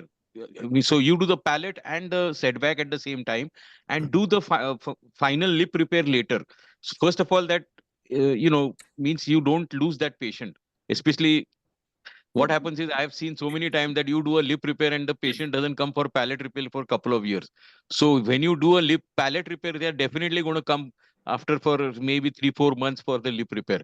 So in such kind of patients, I would rather do a palate with a setback and with a Yes, GPP. but I am a little worried about doing a setback. So, ma'am, Because everybody. of long term. I understand my point, madam. It is nobody wants to do a setback. Please understand, nobody wants to do a setback. You ask me whether I want to do a setback. No, but then you are forced. And then I had a discussion with Dr.